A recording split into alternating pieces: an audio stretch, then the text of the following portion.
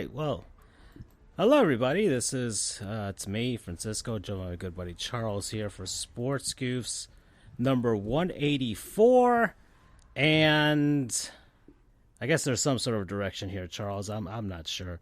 You said you had some stuff you wanted to talk about, so maybe you should direct us with this one because I have no idea. I know the World Series is over. So that happened the day of our last episode. And which is appropriate because we were on a special Wednesday episode. Yeah, that's true. And we also, there's some baseball stuff that happened over the week because the season's over. Free agency's basically started already. And there's the MLB Awards finalists that have been announced and some new hirings and firings. That's been kind of fun. We can talk about that because I know you want to talk about it because you especially want some chaotic things to happen for sure. I live in chaos. And then we have the NFL. So week 9 happened. We can talk about that because my narratives are still being pushed. And NBA is happening. NHL is happening. And I guess there's college football. We can talk about how the U is still not back. So that's great. And this is a big week, actually, where you and I actually have to be invested. Yeah. But hopefully it doesn't really affect me too much. I can be as casual a fan as possible this weekend, hopefully. But if things go awry, then I won't hear the end of it. And especially, can I give you a preview, a spoiler? After like 3 weeks of me saying it's a trap game, it's a trap game, it's a trap game. This is the trap game. This is y'all's trap game. Yeah, and we've had some close calls. I feel it, and I hate to feel it because I've legitimately hated everything that Mario Cristobal has done all season. You guys have heard me.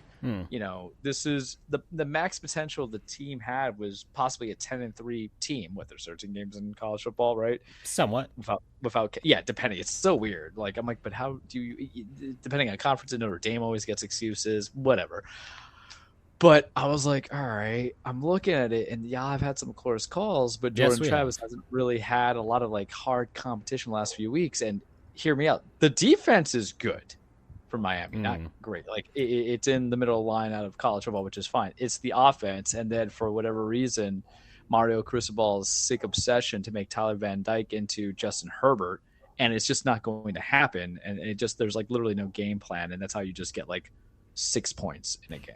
Like it's just, but for whatever reason, the spirits tell me, and I could be wrong, and maybe it's because I'm competing against both you and my paralegal, who also went to FSU, and I'm just like, everybody has like, well, where's your pride? I'm like, this is the only time to be pride, because what do I love the most in life? I love being right. And I'm almost Charles Stradamus is a fun ego, but everybody feels great feeling right. So that's the little thing on college football that I have to it. Right. And it'd be nice for the Florida State Seminoles to control their own destiny by continuing this undefeated season, try and get to that college football playoff. And speaking of control, Charles, the background music for today's episode is straight from Control. Yes, and for those who watched a little bit last week, but we could probably one day publish the group chat text if it is like half of it's just me doing inane stuff, and then Francisco being petty, then Andrew trying to be like, "Hi guys, I'm like 10 days behind, but here's some other stuff." I'm like, I thought we talked about it. Here's correct counsel.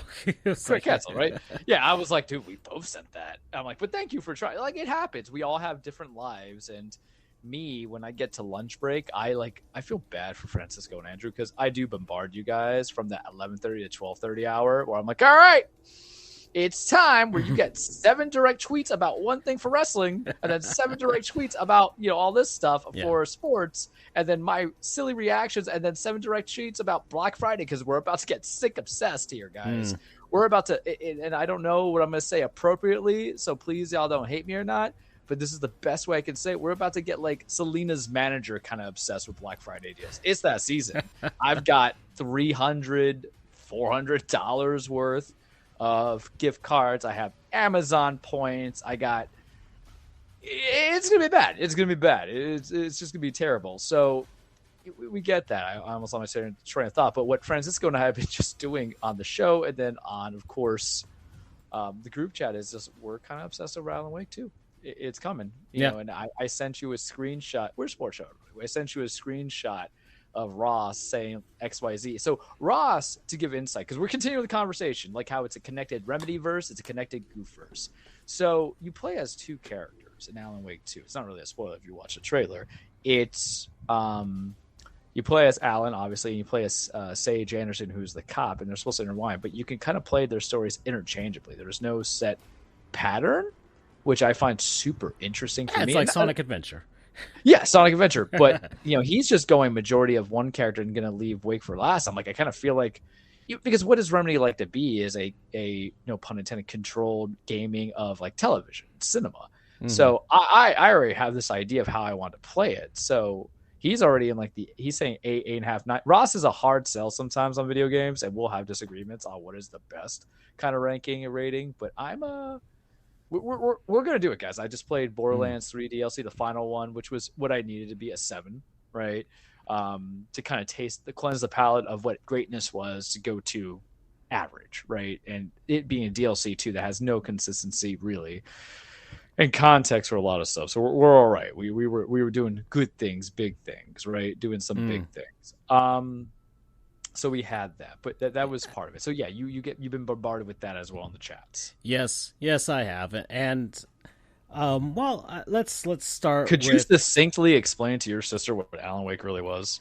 I basically I feel like Pepe Silva. I basically told her, because I think it'd be something that if she could play it and if she had ever had time to play it, she'd be into, because you know she of course loves the Twilight Zone and pretty much has the same taste as I do, right? Like I showed her, I sent her the live stream of Aqua Teen Hunger Force, okay? And she was like, "Oh, they're gonna go again." I'm like, "Yep, they're gonna go again." So like we watched Aqua Teen together, right? So my sister's taste and stuff is very like I derive my taste from her, and then vice versa. With regards to comedy and some other stuff. I mean, she's unlike you, Charles, she's fully on to the Marvel's universe right now. She's watched everything at this point. I did, except for like maybe I think she's catching up with some stuff. And I told her, well, you can watch Venom and stuff like that too if you want to get that little bit of stuff. Venom and Maximum Carnage, whatever it was called. Let There Be Carnage is actually a great movie. I don't care what I enjoyed it. I enjoyed it. I appreciate comic book or action movies that have the villain and the hero only go against each other one time. It really does feel like a high stakes, because it's so tropish that either the villain finds a way to escape from an ass beating, or I'll get you next time, Spider-Man. Or it's just, you know, somehow that's my Green Goblin impression. It was not bad, actually. Or I could try better. I'll get you next time, Spider-Man. You'll never get away with this, Spider-Man. Like, you know, we can do this all the time. That's He-Man. That's Skeletor. Well, yeah, but that's the problem. No, I think we're on point to 96 animated Spider-Man Green Goblin. I don't think people realize the proliferation of the same actors doing all the voices. This is the evolution of the show, Charles. We're just going to go full on, just complete nerdom. It's the meta goof verse, essentially, that comes into it. Even not Aqua Teen, but if you watch every anime, you know when it's Christopher Sabat, guys. You just know his voice. But there was a train of thought that I had there. Or the hero just like loses, gets hurt, and then trains to get back again. Looking at you, Dark Knight Rises. It's every trope. And I understand that you have the stat pad, but like, you know, Let There Be Carnage, which is not a movie I think we'd be talking about in November 2023. But here we are. We can do whatever we want on this show. It's our power, baby. It is the idea of like, it's 91 minutes. And if it was a minute too long, we would feel it really badly. But I appreciate for what it is. The thing with Marvel, I'm just going to put my control down because this is me talking with my hand. We just got into a serious topic now. But this was 2 years ago. Was not into the Spider-Verse. It was into the No Way Home. My problem with Marvel is that when someone does something better than what they were doing with it, they lose the train of thought and they go, oh, look, a squirrel. And that's what happened with the Spider-Verse stuff. And they're like, okay, we're going to do No Way Home. And objectively, No Way Home is an 8, right? No Way Home is an 8, but like 8 just didn't resonate to me. It was cheap. It was tawdry. It was artificial. And that was the problem, because that stuff made so much money.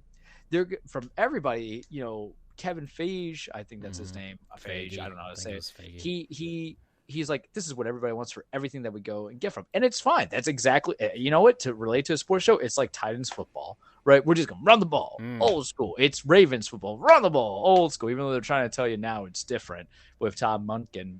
You need wide receivers to actually catch. Look at you, OBJ. Like, you get a touchdown garbage time, get out of here. But it is formulaic. And so you make like movies about people that doesn't matter. Like the Black Widow movie we didn't need, not because we shouldn't deserve it, but it was like 2 generations too late, or 2 phases too late, right? And then you're making the TV shows that Vision and Wanda, first off, if you actually read the comics, Wanda's so much superior in the comic books. Your boy is a nerd, guys.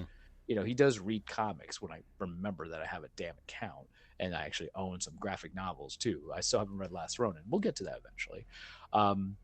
But like Vision and Wanda, I'm like, Loki, I don't care about Loki, but formulaic, right? They're like, hey, Tom Hiddleston, he's handsome. We know Tom Hiddleston is handsome. I'll just watch him in another movie where he's handsome. I watched him in King Kong. I'm like, damn, this is a handsome guy. Yeah, he's good. He was in a, like a Crimson Pig. I'm like, this is a handsome guy. That's fine. I think he's the best of what they're giving out, even though I have really because I don't like time travel as a construct anyway. You know this, man. I don't like multiverse as a construct. So I'm like, oh God, these are 2 of my less favorable things. Too convenient. Yeah, well, it's just Deus Ex Machina is everywhere. I'm like, no, stick to something. Even though Endgame is a great movie. Create certain rules and try and stick to them and not try and circumvent them. Right, and then you get Hawkeye, which I liked Hawkeye because it's a Christmas movie. It's basically Die Hard 2, right? When you really foundationally think about it. And so She-Hulk was what it was enjoyable, but we're being lawyers, and then they also have the Daredevil cameos. So obviously, I have Matt Murdock as my background right now on my phone. Not Hannibal's. If I had children, they wouldn't be there. I'm like, I'm sorry, little child, but Matt Murdock was a blind lawyer who beat people up, and he was about justice, but he was a vigilante. It's a great oxymoron. I have a Daredevil side clip, so it works into it. But I did watch the Echo trailer, because now they're going to do Spotlight. So Echo is a side character in Hawkeye. I might watch Hawkeye for the holidays because it's a Christmas show. And they have Wilson Fisk in there. And I swear to Christ, like Vincent D'Onofrio is just getting fatter and fatter, but in a good way. Because you talk about method act. He's like, I will become Wilson Fisk. I'm like, yeah, dude, you're really looking like him. And so I'm in it. I'm sorry. And then they try to do the same formulaic stuff with Star Wars, which has just been like, I don't even want to. Look, I watched Obi-Wan.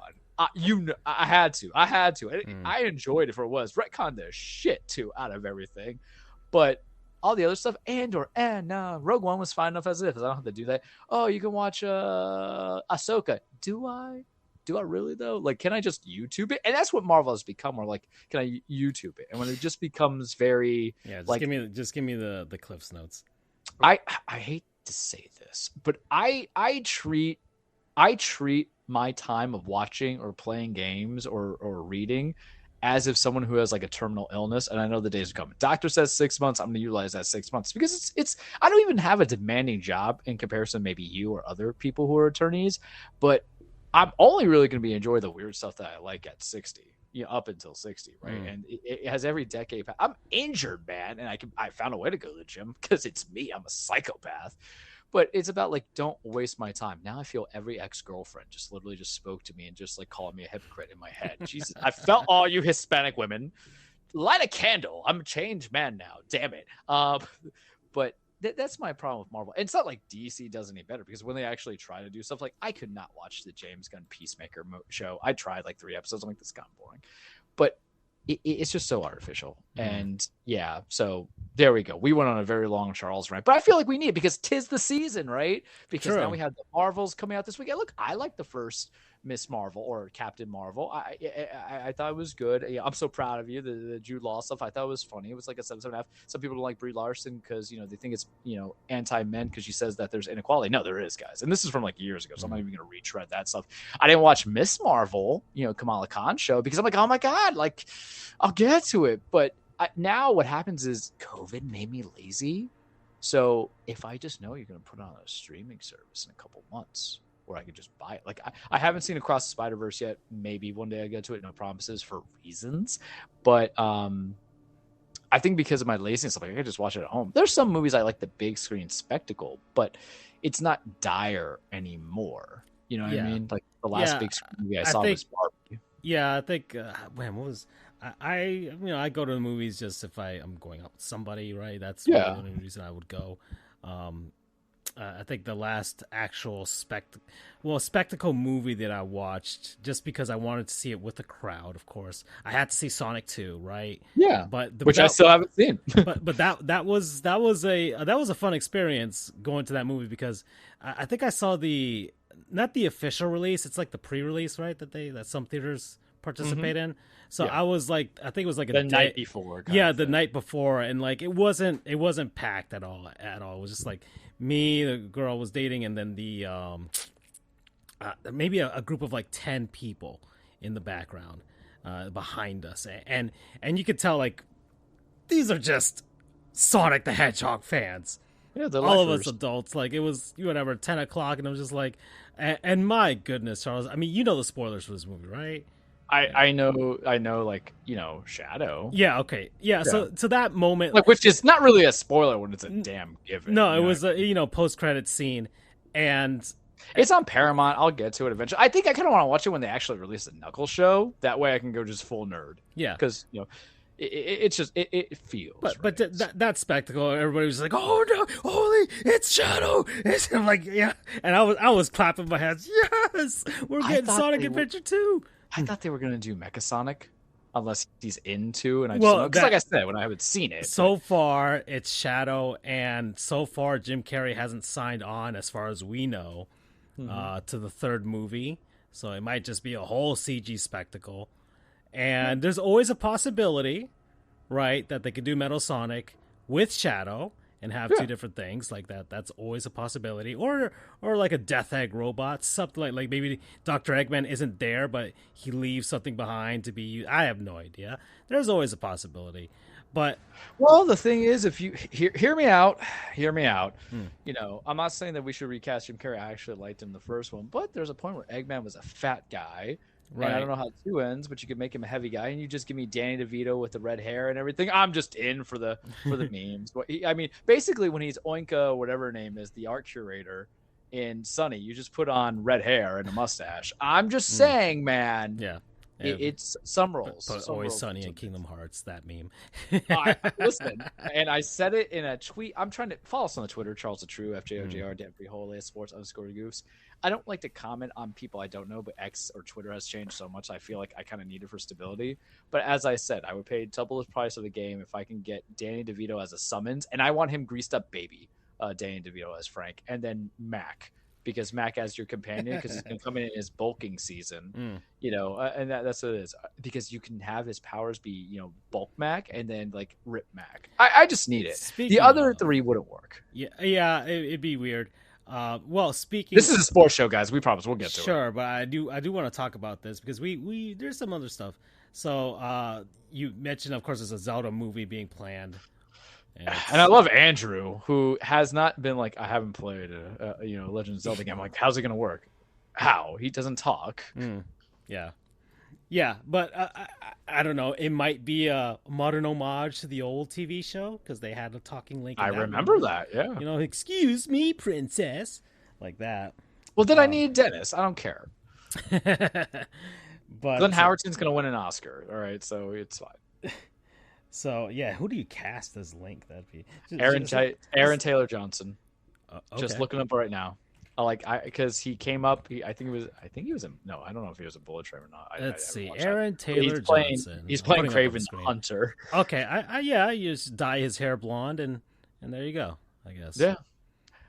You can also, it just. I mean, it depends. Miyamoto's doing this, so remember, Miyamoto's. I don't know if he would want an adult Link. Or just like the teenage Link, right? I don't know. And then you can cast like whoever, some hunky guy to be Ganondorf. You know what I mean, Javier Bardem is Ganondorf to me, just on the facial features itself. Javier what? Javier Bardem. Oh, wow, he's the first one to pop up.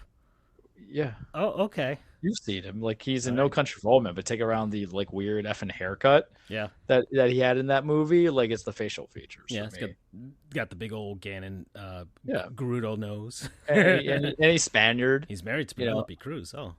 Yeah, yeah. Javier Bardem is a fantastic actor. If you have not, and I know you're like behind on some stuff, but Yeah, I'm you not know, the best barometer for movies. he won an Oscar for No Country for Old Men. He Yeah, was I in see it. Skyfall.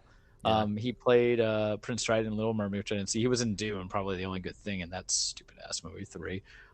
He was in Collateral for a very brief second, and Collateral is a fantastic film. If you guys haven't seen it, he was in. He's married to Penelope Cruz, but he was in Pirates of the Caribbean, the fourth one, I think, or the fifth one. They made so many of them. Yeah. But yeah, The Sea Inside, which I think is a guy trying to kill himself, and he's going against like euthanasia. Like just a good. I just like him. Sometimes you just want the people to kind of get it and go.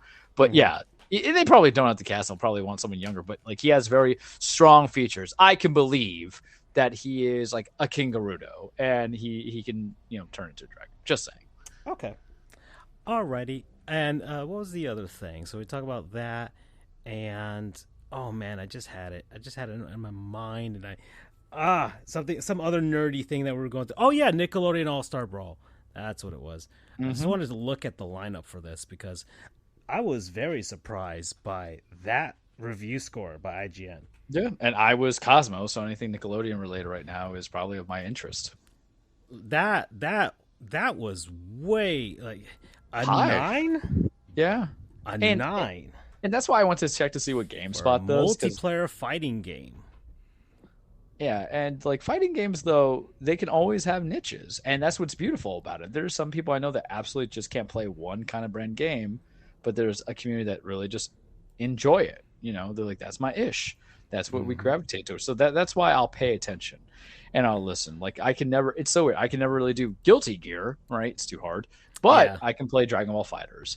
Tekken, I'm like, but I'll play, X. I mean, I like Tekken, but you know what I mean? It's like what's good for the goose is always good for the gander, but there's all clicks for everybody. Like Smash Bros. And I was explaining to one of my coworkers, because he's a little bit younger. He's like, I haven't played Smash Bros. For some reason. I'm not that good at it and stuff like that. I'm like, well, I mean, just play, right? There's the technical players, there's the guys who use the weapons, and truthfully, the one rule of thumb I tell anybody who's learning Smash for the first time is just don't be close to the ledges. That's it, because you're just gonna pop it up in some way. But you can find it, and then so I watched the trailer as well, like you, and I think Nickelodeon. There's some parts of Nickelodeon I did not see, like Danny Phantom. Well, that's why I want to go through the roster here. Let's do it. So we've got Aang. Yeah. From Last Airbender. That of course that makes sense. Have him. You have Norbert and Daggett from Angry Beavers. Yep, that's cool. That's their ice climbers right there. Yeah, that's my sister is gonna love that reference right there. And I kind of want to play it. I kind of want to buy it just for that alone. Because man, we adored that show, man. We just absolutely and now that I'm older, and is it on Paramount? I'm not even sure. I think it's on. I mean, it's who owns so. Nickelodeon. I think they sold a DVD box set a while ago. But yeah, April O'Neil from Ninja Turtles, Azula from Airbender, also kind of a babe. Yeah, but she'll kill you. That's fine. I didn't. I get that. And yeah, Danny Phantom. I wasn't into Danny Phantom, so much like you. So I don't. I recognize the character. And I recognize some of these, like Ember, also for Danny Phantom. I not into it. El Tigre from whatever it was, like a luchador show or whatever that they've got. I don't know. Yeah, but it's one of the newer ones. It was like when we were aging out of this, I guess. Well, actually, not even. I think it was like within like the last 10 years or something. So yeah, it's not us.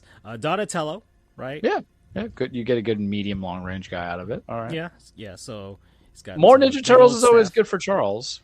Yeah, but they don't have all of them, do they? They'll probably do DLC with it. Yeah, those are probably like 2. Well, they said like 4 characters at least, right? So you would think they'd have Leo and Michelangelo. Or they'll just do what Injustice 2 did and just give you alternate attires. Yeah, and then with some of their own personalities. I guess, but when you already got 2 of the 4, why not just add the other 2? Garfield, because now that's a Nickelodeon show. Didn't even know. Yeah, they bought him out, so he's a character now. So he's one of theirs. So that'll be an interesting future thing, I guess. This is the first crossover that he's in. I think he was in the last one. That's DLC, but yeah, now Garfield, Gerald from Hey Arnold. Appropriate. That's cool. Gerald's the coolest cat. Yeah, Grandma from Hey Arnold. It doesn't feel right without Grandpa, right? Yeah, but she was always the more crazy of the two. Yeah, that's true. She was always the one that she must have been like a secret agent or something like that in the past. I think that's what they mentioned. Well, that's what happened with. So, do you know Arnold's real last name? I forgot. I didn't watch. I think I like his parents died because like they uncovered they were like some sort of whistleblowers or whatever. They didn't die. They were like landed on an island. But I only know Arnold's last name, and I used to watch Arnold. Hey Arnold, I know his last name because I saw him on Pop. His real last name is Shortman. Oh, okay. All right. I'm like, bro, what? He's short and he's a man? Like 90s humor, you guys. But they did make the movie revival, but I think I YouTubed it. Just I need closure in my life sometimes. And what I need Disney to do, and do an X-Men 97, hear me out. Disney, you wanna get me to love out? Give me the final season of Spider-Man the Anime Series with Christopher Barnes. I think that's in the original one. I need the conclusion. We were left off with him going with Madam Web after he found out that Mary Jane was a clone, and that's trauma. That you know how relationships like I need closure. That's the closure I need because I ain't going to heaven, and God ain't gonna give me, the ending that I really wanted out of it. So I need it in my lifetime.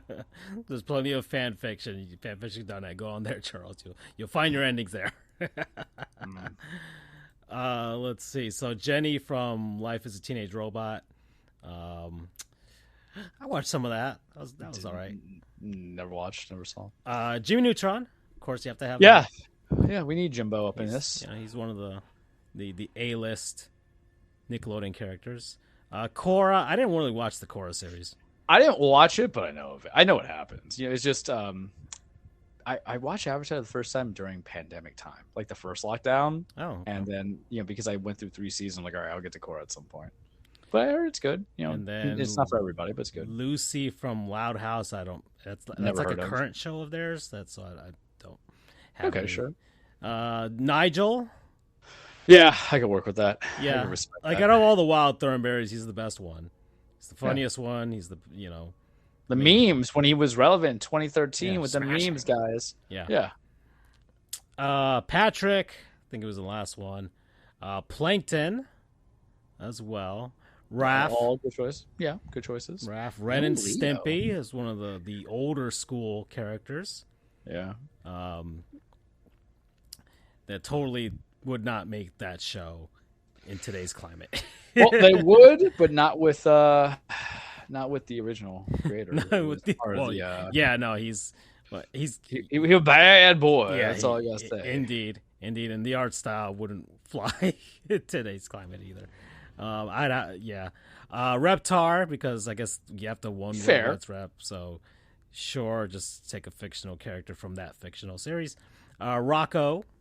Cool. Right. Love Rocco's Modern Life. What people don't realize is Rocco was a phone sex operator, and wait, did he work at a comic book shop? No, he did work at a phone sex hotline. Like, there's so many adult jokes in that show, it's ridiculous. It's in like I rewatched it, and I think there was like an episode where like Mrs. Bighead was trying to get him to sleep with her to make Mr. Bighead jealous, and I completely flew over my head, and I'm just like, oh, okay, alrighty, SpongeBob, that's your Mario. Yeah, you need him. He's a driving factor. Squidward, and I've already seen the handsome Squidward like Final Smash or whatever that he's got. And look, if I will appreciate any game that has that meta, meme youth culture that comes into an acknowledgement, and it's true. Yeah, and that's and SpongeBob is like the king of memes. Yeah, so, I think I have a couple of them that we use in the chat when things go down. And then Zim, because Zim is basically is a character that it's not really popular with a lot of people, but there's like such a small niche. He's kind of like Ness or whatever. Like, those Earthbound fans, we're never going to get a new game. And it's like, well, yeah. And everybody knew Invader Zim. What they don't want to tell you that it wasn't a good show. I'm surprised they didn't do like Ah Real Monsters, because I remember that being on Nickelodeon. Yeah, that's true. There's some missing stuff here. And you can't. They'll never have this crossover, but have like a third party character, which would be like Doug, because he was Nickelodeon and now he's Disney. Disney's Doug was just terrible. That was a shit show. That's 2 for me. That's an appropriate one. Disney, it's absolutely, it was fucking terrible. 4. Yeah. Disney's Doug is basically if you had that childhood friend who went off to college and came back and he was a complete asshole. 5. I mean, it was just so disappointing. They completely neutered it. Do you know how the show was to be on? Was it ABC Kids or whatever? On Saturday mornings. That's when it was moved to. Do you know what the creators proper ending? And then they made a movie which was terrible. And it was about saving a Loch Ness monster. Yeah. And I was like, he doesn't even get Patty. But then the ending was supposed to be that him and Patty were never supposed to be because it was about first time love. I'm like, I don't need realism in my cartoons. Okay. Only with anime, and they overdo that sometimes with the blood coming out when a person's murdered. But I need Doug to be happy because he's a good guy. Yeah. And then what was the first thing Disney did? They're like, we gave the trailer park guy Roger $1 million. Yeah, they made him his mom won the lottery. And I'm just look. So now he's an asshole and he's got money. Yeah, there's one episode of The Simpsons where Barney no longer becomes an alcoholic. You do it for a single, isolated episode to humble somebody, which is probably actually one of the best episodes I've seen of Barney, from The Simpsons not being an alcoholic. Because The Simpsons were just so good. I fall asleep to it sometimes. Just Treehouse Horror. But they ruined Roger. And Skeeter just wasn't Skeeter, if that makes sense. I hate that show. This is my problem with Disney. They just destroy. They destroy things. Yeah, that was very disappointing to see just that show. They gave him longer sleeves and it was they tried to make him look different. I'm just just handcuffed the writing staff to kind of make him way more friendlier than he should have been. And instead of being real life situations, right? Dear Journal. Yeah, man's imagination going wild. Quail Man. Man. I think every guy wants to be Quail Man at some point for Halloween. But then we realize at 34 and 36. Well, first off, it's going to look weird because the Quail Man suit is just his regular shirt and shorts, a red cape, and a belt on his head. Mm-hmm. So you'll look more like a psychopath than anything else that's about to shoot up a place. They don't have no Timmy Turner up in this. I'm on that Fairly Odd Parent craze right now because of being Cosmo. True. That's disappointing. Yeah, I mean, maybe as a DLC character, right? And they don't have his dad, Jimmy's dad, because I think they had him in the first one as DLC. Yeah, they're missing some characters from the first one, but I think because now they have voice acting and everything in this one. Yeah, they actually have, which is appropriate, right? They've given actual life to this, so it might just be a matter of can we get the voice actor to sign on board for this, right? And what people don't realize, the first one, which I have for free, but I never touched it, is just the fact is if I don't have voice acting, then it's just the Mugen games. If you remember those, you just download them like an emulator and you just go from whatever and just have fun with it. And we need a little diversity. And this looks better than I tried the multiverse game. Yeah, I didn't play it. First off, you don't have all the characters, so it's a free to play whatever. Which, if you're trying to make a multi-universe crossover fighting game that's like Super Smash Brothers, you need to have access to all the characters. You can't just handcuff everybody and just well, you need to pay in order to play as Batman. I'm like, no. Batman's your main guy. He should always be there. Yeah, Batman should be your first character out of everything. And I would not want to pay to play as LeBron James. You know? I think my problem with the DC one is that I really just want all the cast of characters from Cartoon Network because the cell shading already looks like it. They had them, but it was just a convoluted way of. But do I have do I have Samurai Jack? Do I have Frylock? Do I have Master Shake? Well, let's look. Hold on. Yeah, that'd be even cool if they had Adult Swim characters. That would have been. Well, their beta alpha is closed. They ain't coming back to April, dude.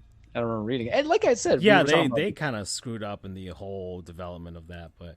And we were talking about it on the show. Yeah.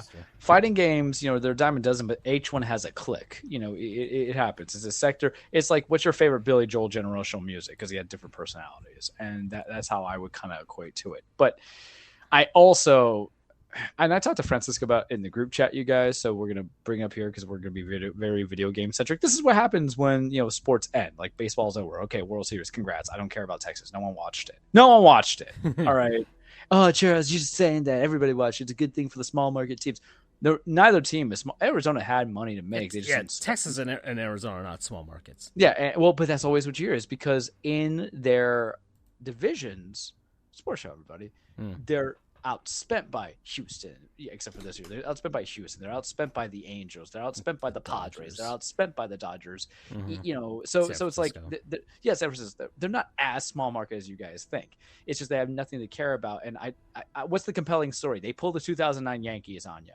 Or we just overspend for 1 year. We're going to get it. We're not going to be here next year. I'm sorry. It's the truth. So I'm going to talk about video games over, teams I don't give a fuck about. So that's 7 or 6. Six.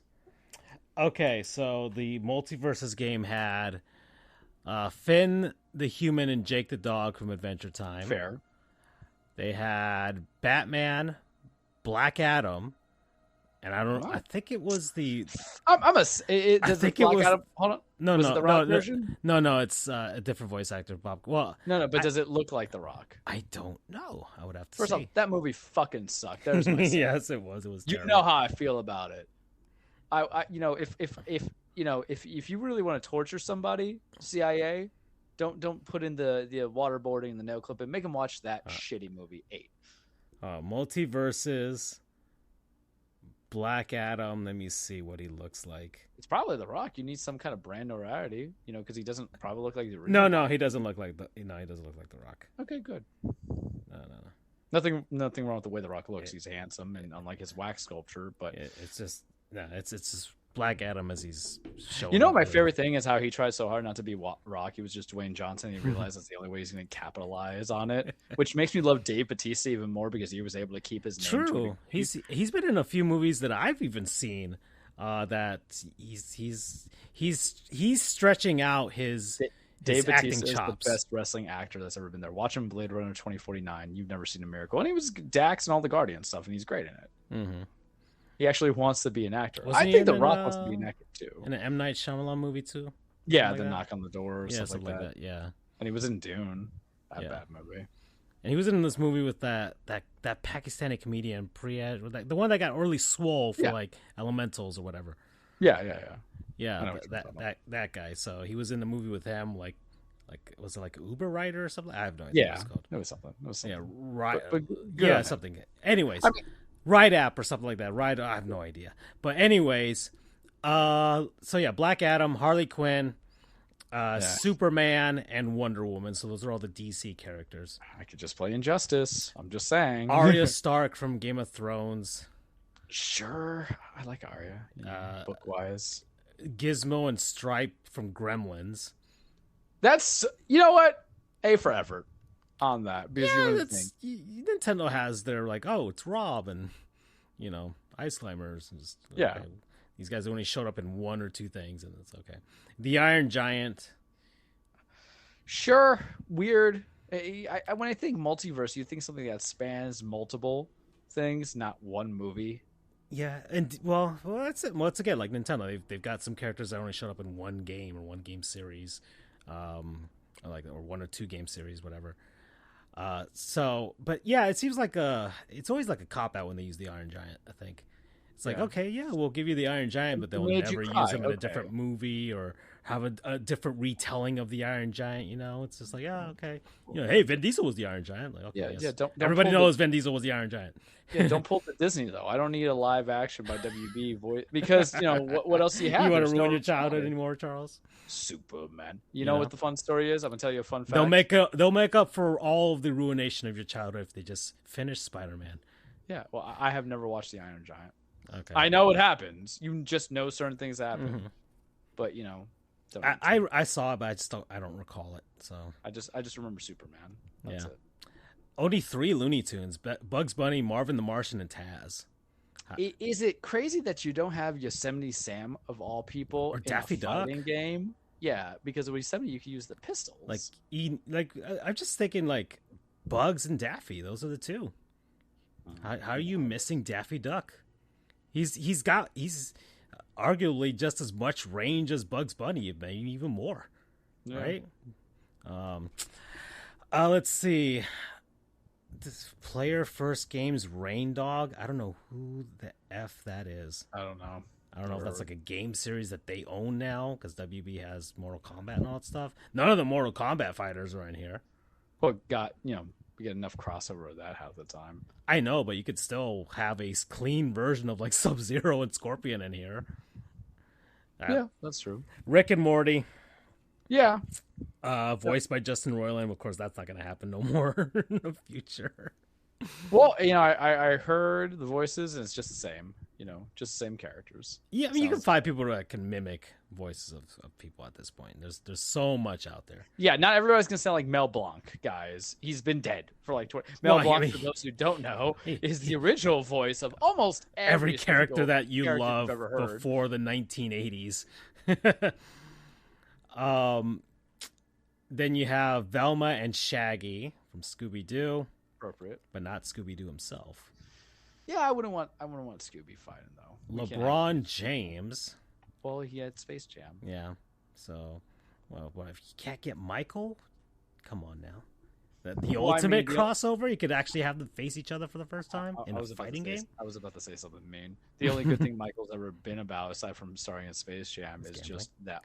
Well, no, because we're not going to go dark of what I was going to say, but yeah. Well, gambling's not dark, right? Oh no, it's the consequences. Hard Rock Bets is a good company, Charles. It's the consequences of not paying your gambling debts. Well, Michael Jordan's got enough to pay his debts. Don't worry. Yeah, well, just like anybody else who gambles responsibly with Hard Rock Bets. But I was gonna say the only thing Michael's good at is just basketball. So if you put in a fighting game, he couldn't do it. There you go. Let's see. Oh, you could put Shaq. He was in a fighting game. Shaq was also, a genie. Was Kazam? Wasn't he Steel? That's a DC character. It was also Steel. Now my question is, was Kazam under one of the WB stuff? Kazam. Oh, now we have to go down the Kazam thing. We're going down a rabbit hole, Charles. Yeah, well, it had the greatest. It's sports related. It's Shaq, one of the most notable. And then Steven Universe and Garner for Steven Universe, and then Tom and Jerry. Those are the last three characters. Yes, Tom and Jerry is appropriate. I watched like 2 episodes of Steven Universe. Kazam itself has the greatest scene that even I at 34 wants when he wishes for it to rain candy, and it does. I'm like, that's my spirit right there. That's probably what I would do with GD. I'm like, man, I could really go for a chocolate bar right now, full size. Let's see. It had a $20 million budget, gross $18.9 million, and it was No Culture 8. It was distributed by,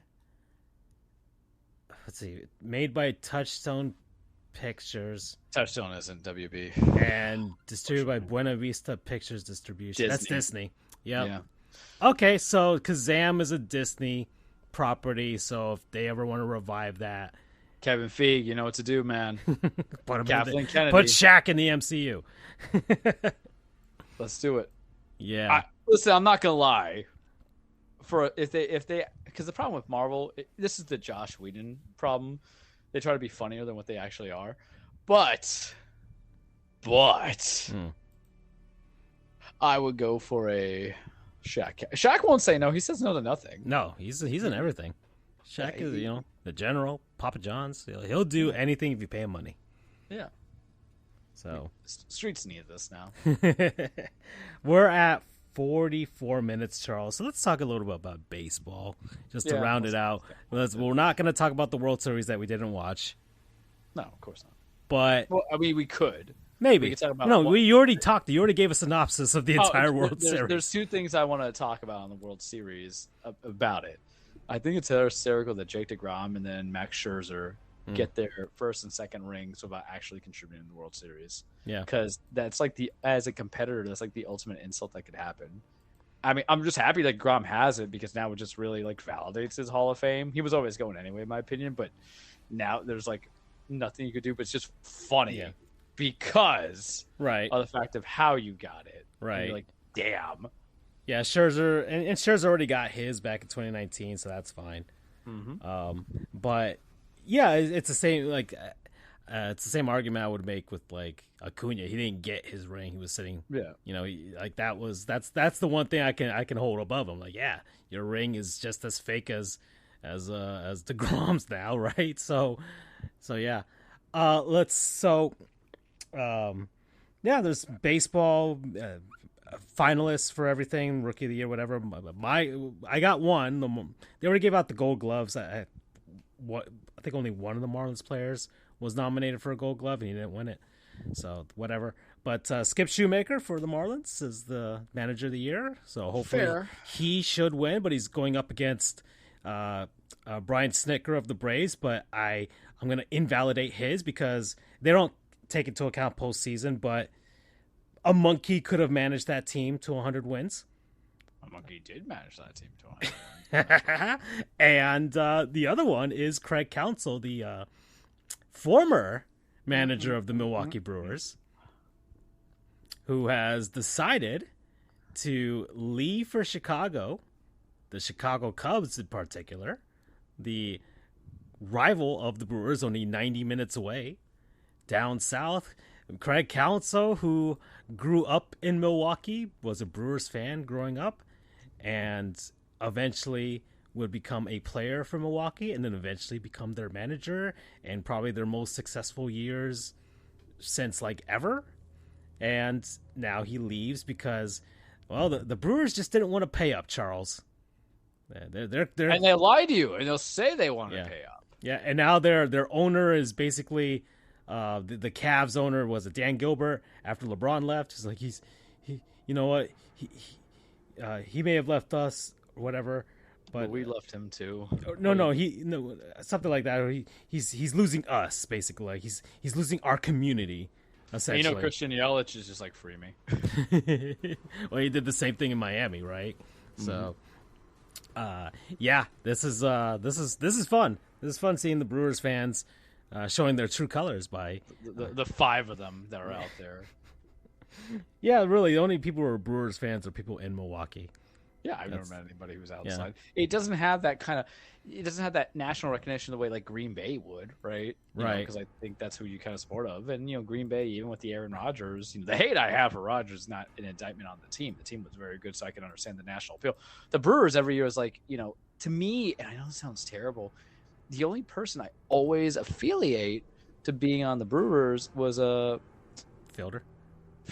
Yeah. And I love a good fat guy. Fielder, and technically CeCe was on there for a minute because you had two fat men just hitting home runs because he was being a pitcher together there, if I remember correctly. CeCe would have been Shohei before Shohei.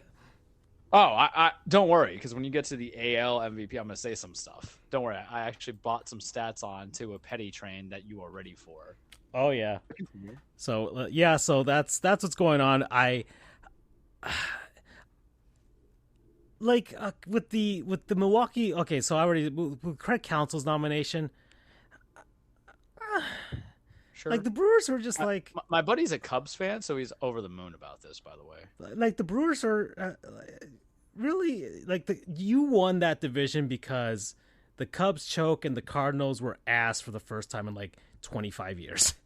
Yeah, it felt like they won that division by default. The Reds had like a month of being actually good and then just kind of returned to being the Reds. Yeah, and the Pirates had like the first month where they were actually good and then they became the Pirates again, right? So, it was almost like the Twins. Like they won their division by default. Yeah, and then with overpaying Carlos Correa, like Skip Schumacher had to work with a very broken Marlins lineup that somehow found a way to eke out so many one-run victories. It was insane. And for the people who are crapping on him because he's a Marlins fan, you're allowed to kind of defend your coach. Because if we just gave Manager of the Year nominations to just the three division leaders, it would be boring. Because that means you guys would have to nominate the Minnesota Twins, manager and that stuff, right? You're allowed to have wild card teams, essentially what I'm saying. Yeah.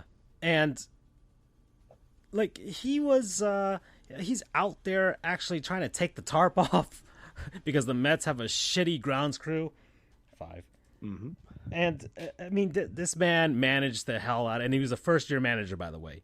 Got the team into a wild card spot in his first year with a team that was not projected to make the playoffs at all.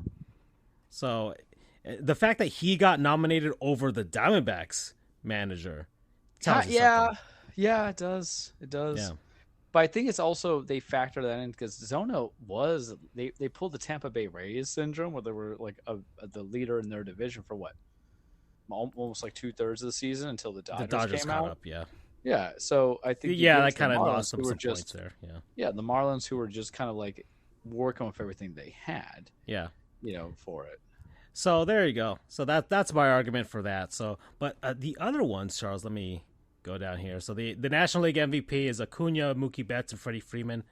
I think go Mookie, but they're gonna go Acuna. They're gonna go Acuna. He's gonna get it. I think Mookie and Freddie are probably gonna cannibalize each other with votes because they're both. It's amazing that them and then the AL MVP candidates have guys on the same team. But I would disagree that the MVP considerations for what was it, Seager and Simeon, whoever they had in there, would even be warranted. So the American League MVP is two Rangers: Seager, Simeon, and Shohei. Sure. The battle of the mids. Look, I'm going to make you some contentions here. Here we go. First off, we know it's going to be Shohei. He should have won it last year. You heard me saying it last year, and I still bring it into it, but we gave it to Judge because all we care about is dingers. But for the body of work, and I brought it up, I got it going, guys. I got it going because, sometimes I actually do think about what I'm going to talk about stat-wise. The momentum that you were giving him of what he was doing as a player was because of him being a dual player. But the minute he got hurt, I would argue that his contention fell under the same argument of last year. Hey, it could be Vlad Guerrero Jr. It doesn't mean it's a sure thing, right? Because that's all I heard last year. Oh, well, we know it's not going to be Shohei, but it could be Vladdy Jr. instead of Aaron Judge, so we don't want to give it. I think the problem is with Corey Seager and then Marcus Simeon, it wasn't going from there. But take away the pitching value, because what is he on? Because here's the question I want you to ask yourself. You're going to give him, and I know all you baseball analysts would shoot me. I acknowledge that. But an opinion is an opinion. Doesn't mean sometimes it's always a right or wrong. It could be stupid. Maybe I have a stupid opinion coming in. But if your basis of he could have been he's an MVP because of also what he's doing on pitching, I would venture to you, but could he even be a Cy Young contender and actually get in there where he falls off at 10-5 before, and you have to consider the injury? You don't get to cherry pick, man. I'm sorry. You don't. If you're going to say that because he's dual thing, because I'm sure there's other guys who could do it as you're going to expand, but goes 10-5, 3.14 ERA, 18 home runs. He was on a threshold of every 7 games is when they had him going on with it, playing out into it. Couldn't complete it out. He had 23 game starts into it, 132 innings pitched. I want you, if you're going to vote as MVP, not because he's a dual way winner, because what did I say last year? If you're going to evaluate him on that from the year he won the MVP, because he was pitching decent, and mind you, 3.14 ERA is fantastic. I think Madden was having him go for the long haul. Then Nevin was only having him going 5 innings or so coming from it, doing it. But I hold back to the contention of what I speak about because I think his MVP year, I have it in front of me, he had 9-2 of win losses, 3.18 with 23 game starts coming into it at 130 innings. Last year is when they were overdoing him, where you had 166 innings kind of coming into it, but a better ERA at 15-9 with 2.33. What I'm saying is that if you're going to add the qualifier, or there's also pitching, I say not if you're looking to the MVP, because that's what the Cy Young is. It's the same argument I made about why I think Verlander and Kershaw should never have been giving the MVPs all those years ago, even though I was just literally looking at the stats ahead of time where one, ERA was 177 and the other one was 218, because you kind of cherry pick. So you have to look at it objectively as the hitter and the hitting components. And you could disagree with me. You're allowed to, because there's plenty, because baseball really isolates a lot of the good potentials, because that's what the Golden Glove is, a Silver Slugger award, or the Slugger and all that other stuff. But that's what I'm saying is we isolate so much of what we think you're good at, because who's to say, and maybe this goes with the Derek Jeter comments that we were making in the group chat, who's to say that you aren't, or you shouldn't be an MVP contention if you're an average on the baseline of stats, but defensively as a fieldman or as a relief pitcher or as a starting pitcher, you can't hit those, qualities, right? And I think that's what kind of creates the problem, because it holds true to what I said every year then, you should be able to be. He should always be the MVP then. And I'm looking at Simeon's stats right now. I don't know if you want to consider this as Cy Young giving to the AL East because he has 29 home runs, 276 batting average, 100 RBIs. I think that's fine. I think that's good. I always kind of look at the higher logistic, and I'm just going from Seager because there's a point that the superior players, pure, just but this is Seager. Players were in the National League than the American League. If you're looking correct, yeah, and but Shohei kind of goes above and beyond everybody else just because he does the dual threat. Right? Yeah, but because he was good at both, right? He was great hitter. He was in the home run lead, and then messed up his arm with Tommy John surgery, and then his oblique got messed up, and he couldn't hit no more. Well, and I'm on Baseball Reference for anybody who actually wants good stats, whether it be this, basketball, the Football Reference. They're actually objectively fantastic. But Seager, this is where it gets murky for me, where I'm like, if I was, and this is why they don't cast me votes, because I got to rub the dick 9 of every project analyst on there. The only person whose dick I'm rubbing 10 is Jeff Passan because I like him in that concert. But Seager at 33 home runs, 327 batting average, 96 RBIs. I'm like, that's pretty high. And then we get to Shohei. And the reason why I can't trust, unless I haven't seen the broken down analytics of WAR, is because WAR is going to factor into pitching. Because Shohei, I think he had 44 home runs. I'm going to get that out there. Well, okay. One time I'm doing like real stuff and my computer wants that up. And then this season he had 44 home runs, 304 batting average, 95 RBIs. I'm just saying we've seen that the MVP doesn't have to be the one who gets the most dingers. So I think Seager can make an argument if you take into what his fielding is as a shortstop versus Shohei, who's basically a DH. So there is no defensive component unless you want to go and be like, well, but the pitching kind of replaces it. That's really how I want you guys to look at it sometimes, because we have to isolate so much in those positions where we've seen that's what the whole Gold Gloves for, man. Like Nolan Arenado has had it for like 10 years straight as being the freaking guy coming into it. So that's what the Silver Slugger is there for too, as well. I know, but I think that's the counter argument for just purely hitting standpoint awards. It's the Silver Slugger. But it's just weird to me because if you have it where if you're going to always pad in, and it's not padding stats, he's actually going out there and doing it. You know what I mean? But then from now on here on until I get another dual threat, it should always be Shohei. And they should have given to him last year. Yeah, but I mean, if he's still balling out as a hitter and as a pitcher, just doing that, yeah, I think you're just thinking of it as, okay, well, he's a pitcher and he fields while he pitches, and then he hits for the rest of it. I think you could make other comparisons. I don't know what other DHs, like pure DHs, have ever been in the MVP race. I'm sure David Ortiz was probably in a few of those, right? I mean, technically, Hideki Matsui, I think, he was our DH for 2009. Yeah, I mean, he won Rookie of the Year. So, but he actually played in the field too, right? But here's another question I have, because I have to look into this stats. And no one, listen, in baseball, no one really plays except for Mark Semien, which could be a reason why he got the MVP consideration. How many games did he play? And then Shohei only played 135 games, and I'm bringing up Corey Seager. Hold on. This is the only time I think I'll be real analytical because I have to go against the masses. That's what it is. I'm like, but I have to be the contrary. I am the surely meme. That comes into it. Seager played. Oh no, you know what? I kind of shot myself in the foot on that one when I actually saw it. So I guess he only did 119 games. Really? So you know what? Yeah. Man, the American League was weak. American League was weak. Okay, thank you. I'm not with like Shohei does stand above and beyond everybody else with those numbers. So maybe, I guess the American League's been. I mean, I said it already. Like compared to the National League MVP candidates, it's. This is a terrible point that we found out, because point made, but also like these are the guys that you're going to give that you can't. You got 2/3 of the season in, but baseball's still a long sport. I think this season was also kind of weird because a lot of like the normal superstar players were kind of injured throughout the season. Like Judge was injured. Judge actually had, with all his injuries, 30 home runs. Yeah, like Judge was injured. Altuve was injured. But when is he never not injured? Right, so like those, you're missing some of the guys that you think in a normal season they play 145, 150 games.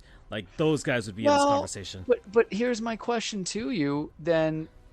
Even if, because what was the whole importance about WAR? right? That's the whole thing that you guys try to sell me on. That WAR was supposed to be a new analytical factor that shows the importance. Even if all things being said, if you're going to give homie Seager 119 games and MVP consideration with Judge, and the only time you're going to hear me defend him for a while, at 106 games, hitting 37 home runs, and the RBIs are low at 75 RBIs, I understand that.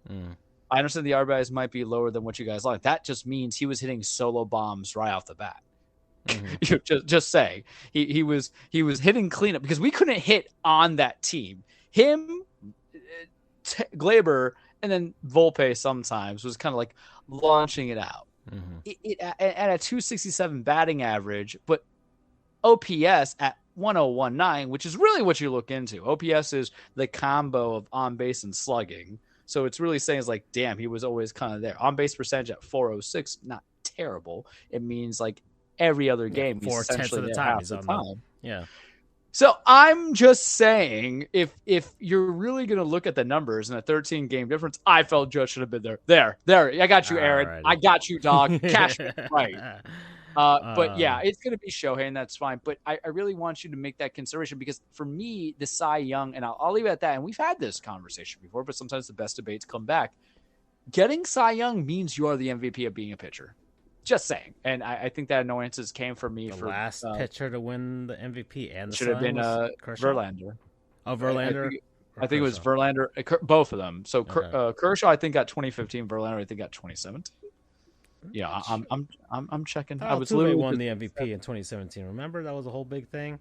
Oh yeah, I think. I think it was Kershaw. I think Kershaw was the actual one. Oh, yeah, I think you're right. It was. I'm on Baseball Reference. So he got MVP in 2011. I'm sorry, I'm like 5 years too out for Verlander. You could also just give it to Garrett Cole. Just saying. Just saying. Well, let's see. A National League Rookie of the Year, Kodai Senga from the Mets, but. Man, didn't want them. James Outman, I don't even know who this guy is, and Corbin Carroll, who I think is going to win it anyways. So there you go. American League in the 11, I guess, if that's a cursor. It didn't do anything in the World Series, right? Well, I mean, it's a rookie. I mean, just for a rookie season to get when that's all you. But that's when that's all you got. They don't talk about the postseason with these stuff. Yeah. So. NL Cy Young because Shohei would never get it. Oh damn! Zach Gallen. Sure. Yeah. I mean, he led his team to the World Series as their ace. Was kind of running out of gas by the end of that postseason run, but he played his final game, Game 5. He was actually really good.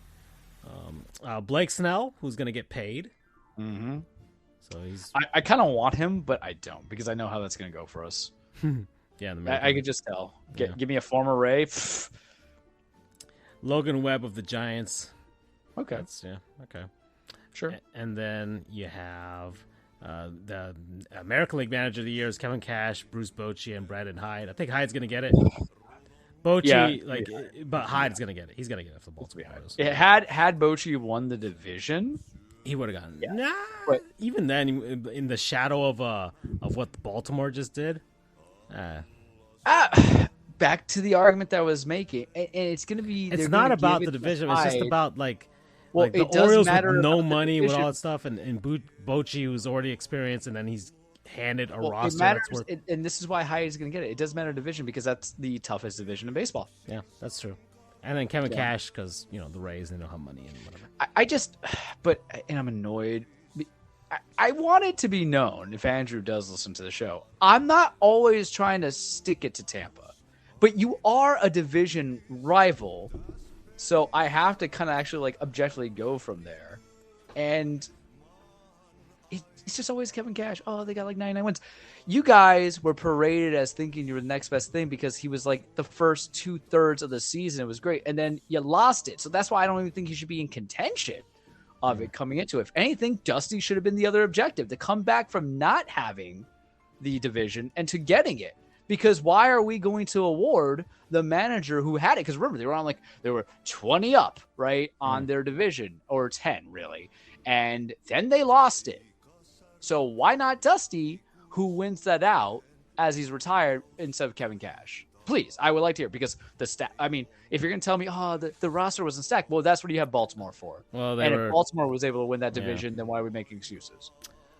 Okay, then very passionate today. Very passionate. Let's see, American League Rookie of the Year: Gunnar Henderson from Baltimore, Tristan Casas from Boston, and Tanner Bibe from Cleveland. I don't even know who Tanner is. I'm fine with Gunnar, because I actually have seen that tape. The Orioles going to get that, yeah. No, yeah, he's going to get it. I thought Adley was. I guess Adley doesn't. Rashman, he doesn't count as a rookie, or no, he was from last year, I think. So yeah, but it's fine. They're making their own like 96 Yankees here. It's okay. We talked about the National League Manager of the Years, and then the Cy Young. Lay it on me, Daddy. Next around November 14th or something like that, November 15th, like sometime next week, we might have the side job. Oh man, the greatest Garrett Cole going up against Kevin Gausman of the Blue Jays and Sonny Gray, former Yankee, of the Twins. I'm so ready for this. It just feels like they just had to put two names. Let me put this on pause. Let me get I gotta get the lube ready. Look, I've been using Cobra Grip, so I don't have calluses anymore. Just for you, Garrett. I think you need to understand how much I love you. But they shouldn't, I think they just had to put two names in there, putting two names in there. You know what I mean? I'm surprised they go with Evaldi. But, they had to put two names in there, guys, just because it just isn't, they had to make it with the spirit of competition. But you talk about, domination. And that's not even counting quality starts as a win stat, but delicious. It's what I wanted to be. And there's nothing better than a long contract where you finally, because sometimes you have the first good 2 years, but some players do have to grow. And I was right. And what do I love the most? Being right. And just on the money, a little bit on the over. But this is the leader of our clubhouse. Good Judge is there to be there, but this is the guy. I've been enamored with him for years. I just can't. And you know what's going to happen? Because I'm enamored with him now. He's going to be absolutely terrible next year, or he's going to have the UCL injury and then get Tommy John, and I'm going to cry. I'm going to just drop my knees in the middle of Walmart. Not to my knowledge. I think he did very early in his career. I mean, that would have been Houston or Pittsburgh. Yeah. Okay. But it's just fantastic. He's so quirky. He's so weird, but he's what you want with you. And he's the only guy that was Glabertors that I want him back. But I hope we do. Right? Let's not screw this up, Cashman. But you needed the not comic, but the consistent presence, and that's. And plus, we got one of the best memes ever, which was the finger wag. I love the finger wag. This is a guy who told Aaron Boone, "I'm not fucking coming out 11." When Boone wanted him out instead of doing the complete game last year, I was like, "Yeah, you tell Aaron Boone, you tell that clown, you tell him that you're not ringing Barlin Bailey. You're not doing this." I can't wait because I will be super obnoxious, completely. Okay, well, that should lead us into a word from our non-sponsors. All right, Charles, people, places, things, concepts, what have you, we've been enjoying over the last week. So what have you been? I've been starting the last couple of times, Charles. What have you been enjoying? So I was, and I'm not going to do the hot sauce yet because I just want to give it a regular review. We lose some stuff talking about it. Indeed. On baseball being gone. We can actually. This is the fun part of the year for Francisco because we're gonna be basketball's a little bit too early right now, and football's hitting its prime. Yeah, so is hockey. I'm with hockey. I'm just kind of I'm with the Panthers right now. I still got to feel around the rest of the league. Yeah, and the cage is gonna be short because we'll talk about Crown Jewel, but we'll pepper it. But so y'all know I'm a lawyer, right? And I had to really I was gonna do it today, my non-sponsor, but I had to force myself to do it. Because if not, then there's nothing to talk about. It's not Wendy's, even though we love Wendy's. Wendy's, I have a complaint. My chicken breast was extra chewy. I had to rip that stuff with my teeth, and I was like, that was disappointing. And I got there at 5:30. I'm like, guys, this is usually a time to strike. Maybe I had to be there for the 6 o'clock. But I usually, when I have afternoon court, I don't eat lunch. And I've noticed a couple weeks ago that my stomach was just really bad. I was like, no, I'm hungry. I don't believe in hangry. I think that's just Hollywoodization to make it dramatic. Usually if I'm just hungry, I just eat. If I can't eat, it's not the end of the world. And I understand every girlfriend of the past is just yelling at me. I hear it. It's twice they've channeled it too. But it's hangry is a non-existent thing. You get a headache, your stomach gets embarrassing with the noises, and you're starving. Hangry is a non-existent thing. I'm sorry. We did that to be cute for being mean to somebody. Just saying. However, I noticed that I kind of like the lack of energy, and usually if I do eat, sometimes I'll do a fruit. salad, or I'll just do like a light salad, something like that. I'm gonna do it, but I couldn't do it. So the last couple of weeks, man, and I got it today. I forced myself to get it today. I wanted to get it today because I think it's like the perfect. I got to go to court, so let me go get a lunch at 11:30 just in case I have to go to bed. Because sometimes I can't eat fats, chicken and waffles, or JoJo's wings before court because it's over, it's done. I made that mistake back last December or January or April or whatever. No, it was a couple of weeks ago. So it was like May, and I was like, oh no. But what you typically eat during lunch is a sandwich, right? And I didn't have any bread in the house or anything like that. So I go to the top quality of my places when I need something, if possible. I cover 3 counties, sometimes 4 if I have to do coverage and stuff like that. But I've been having Jersey Mike's the last couple Tuesdays leading into my court hearings. And today I had their super sub, and man, it was just potent enough to get me going. And we've talked about Jersey Mike's. Speaking of Danny DeVito, right? And remember, guys, when we do non-sponsors, it can be something that's consistent. Not everything has to be new. I was thinking about doing my Cobra grips, but let me do another set of deads when I'm coming back from injury, and we'll talk about it. But food is really, not everybody's powerlifting, right? But, we're always eating. And if you want good quality meat, if you want a crap ton of lettuce, if you want fresh veggies, because I got to complain. I had a Publix chicken tender sub on Friday because I texted you. I was like, or I messaged you. Yeah, they were on sale. It was kind of soggy. The tomatoes weren't likable. I'm kind of annoyed a little bit. I ordered online and I got it in time. Forget that. If I have the capability to order, I got to press. I get press. I'm gonna toast it. Okay.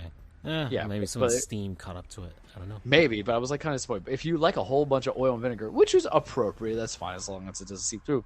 Jersey Mike's for you. Yes, it's a little bit more expensive, son. I get that. Like my regular was like $10, but you can compensate with that by just doing the points, and then you get free subs. I think a couple of weeks ago, on my way to court, about 3 weeks ago, I got a free sub out of it, a free regular sub. So yeah, I spend my money there, but I deserve quality because, baby, when you die, you don't take your stomach with you, along with some other things. But I'm not going to advocate for that on the show. Not right now, at least. Goofs at the dark, maybe, but. I always, super sub the club. Whenever we did the WrestleMania spectaculars, I always get their buffalo chicken, or it's really a chicken Philly, but it's like a buffalo chicken sandwich that they have. They have good hot sandwiches. They have good, regular cold subs. You could do a wrap if you wanted, but I think it's kind of weird. Personally speaking, you're weird if you do a wrap for like a deli meat veggie thing, unless you're like allergic to bread, which I get. You always do wrap on chicken tender or something. It's kind of interesting. Their menu online does not go in numerical order. Yeah, I think they just kind of go because they have different price ranges, I think, and I think they sequence them. You always get your chips and a soda. You see a lot of people go there. It's always kind of busy, but it's kind of like consistently consistent for me to go there. I think I'm just going to go there every Tuesday, whether I've had court in Martin County or whether I have court in St. Lucie, because I'm trying to save money. We got to pay loans back, guys. What I don't want to do is eat lunch. And yes, I can make a sandwich if I want to. I can go home if I wanted to, depending where I'm at location. Sometimes I can't. So I want to get something that's in the range of like $7 to $10. And this fits into it because I've been doing a lot of Wawas. But, when I had to refix my diet, doing salad 4 days out of the week for 2-3 weeks was miserable because I only get a Cobb salad, right? And I don't want to do that. My other satellite office in Fort Pierce opened up a Chipotle, which is I'll pay the $10.75 for a bowl, but I'm so basic. I'm like, all right, let me just get rice, chicken, and beans. That's it, or whatever the meat is. I don't go sexy. Tomatillo sauce is fine, but I don't like the lettuce from Chipotle. I'm just saying it's like forced. It's the same way about Pollo Tropical. I don't want the 4 shredded lettuces either. Please, no, thank you. But I will always take the lettuce on Jersey Mike's. It is my top rankings of the establishment I go to because I have it as Jersey Mike's. I think I have Jamie John's after that because I love their bread. Their mayo's good too because they just put a crap ton of mayo. I'm like, thank you. Their meats leave a little bit of desirability. I like Publix when I want Publix. I love their ultimate. Obviously, I'll eat a chicken tender stuff, but their ultimate is just top tier, especially when it's on sale. And for $1, you add bacon. That's how you have not made it in life. You have not kissed Jesus until you put a bacon on an ultimate, because an ultimate is essentially every ham variation most known to mankind. So put the other component of the ham in there with the bacon, and you do that. My problem with Publix is I dislike their bread. Seriously, I hate it. It's too hard. I'm like, it kind of takes it out. I'm like, it just isn't my cup of tea all the time. And when I used to work near a Publix many, many years ago, I would eat it. It was great. But I'm like, And then Subways, you have to cut. Maybe their meatball marinara. I think I have Firehouse Subs above it because Firehouse Subs did make a good New York steamer because they're Thousand Islands. But that ain't about them. This is about the king, the supreme, the head of the table, the one whose shoulders above, the LOP, the leader of the pack, as I reference myself sometimes regrettably at work. of subs, and that's Jimmy John's. So Jimmy John's, love it. Come back to the well. I'll see you next Tuesday, baby, unless I'm in Fort Pierce and I can't make it, unfortunately. Get you some promo code Danny DeVito. I don't do Mike's Way. I'll do Mike's Way without the onions, but I don't like onions on my sandwich. I'm very insecure about how my breath smells. I talk to people, Indeed. but I'm never concerned about saying I had not Jimmy John's, Jersey Mike's for lunch. Sponsor us, please. Mm-hmm. Okay. All right, Charles. So, I mean, for me, yes, I played Alan Wake, but it's not gonna be not sponsor. It's fun. Okay. I played through it. It was fine and everything like that. I'm on Super Mario. Well, I should get started on Super Mario Brothers Wonder. Now I started it, but I haven't gotten into it.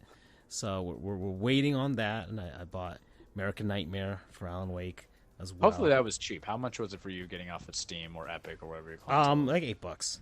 Yeah, that's fair. Yeah, $8 is a good price. Yeah, but I mean, for me, my non-sponsor is Crush. Mm-hmm. Orange soda? Well, it's not just their orange soda, Charles. It's the secret to their sauce. I'm gonna peek at this because there's so many things that are Crush. There's Crush the wrestler, right? No. But let me see. Do they have a website? I would think they have a website. Yeah, they do. Okay. So Crush. So I don't drink soda much, Charles. Yeah. I usually they have other flavors. Well, this is where I'm getting at, Charles. This is where I'm getting at. So Crush. Like, I like to be a good Crush, right? I love Keenan and Kel. I love orange soda just as much as the next guy. And, you know, I like a Jarrito, the mandarin. Or I had pineapple over this weekend. Pineapple's pretty good, yeah. You know? And you know, I like a nice variety of flavors. And I don't drink soda much at all. And so I don't buy a bottle of Crush. I don't buy a bunch of cans of Crush. I've never seen a can of Crush, to be honest, in my entire life. I've always just seen, like, 2-liter bottles. Maybe in, like, you know, the metropolitan areas, like, you know, New York or something. Yes, I'm not sure. I've only seen them in 2-liter bottles, and that's it. I've never seen cans of Crush before. But they don't just have soda, Charles.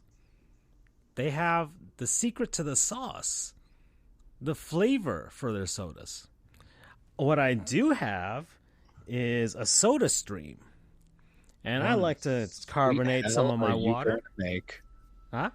What in sweet hell are you gonna make? Oh, I'm gonna make my own version of Crush, and Crush, Charles, sells their flavor packets.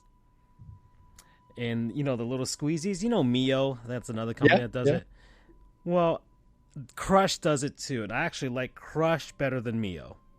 There's something different about that flavor. Not sure what it is, but it's good. So I buy a nice handy pack of about 6 different flavors. It's all the ones that you see on the screen, Charles. Comes with orange, comes with grape. I want that strawberry. Comes with strawberry, comes with watermelon, and comes with pineapple, and one more, comes with lemonade. See, I want that grape too, but I feel like the alcohol would just hit too quickly. I already know. I'm a dangerous man. Charlie will come out for sure on that because I can see it now. Hey, baby, you see this crush in my hand and my left? I need a crush in my right. It's a danger. But it's good. It's really good. So they would sell like the orange one, which is their most popular flavor, and I just would buy that.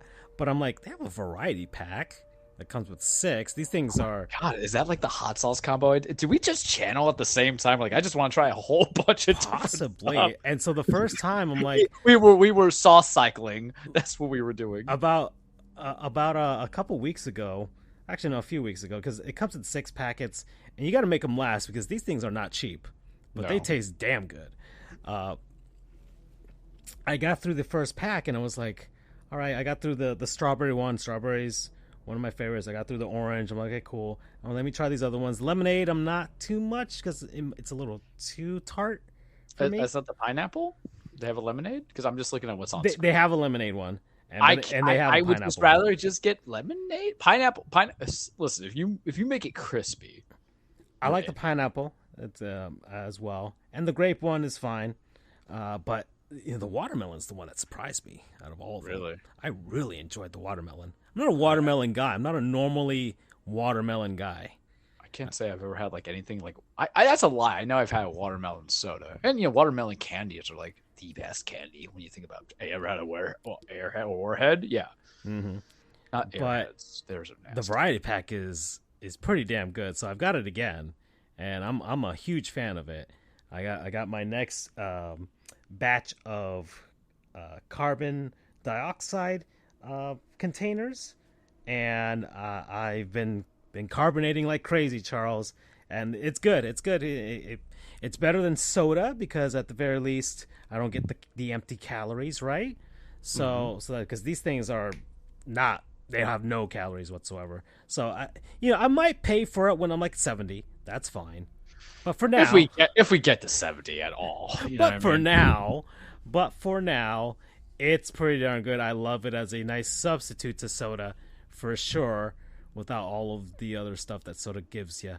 And I don't know, it's just really good. Just really good. Just the fact that Crush has these, it kind of does make me curious to try out the actual soda to see what corn syrup does to the flavor with that. I'm terrified if you gave me the grape or the strawberry. I don't know. I'll destroy it. But yeah. Then when Charles is self-destructive. Yeah.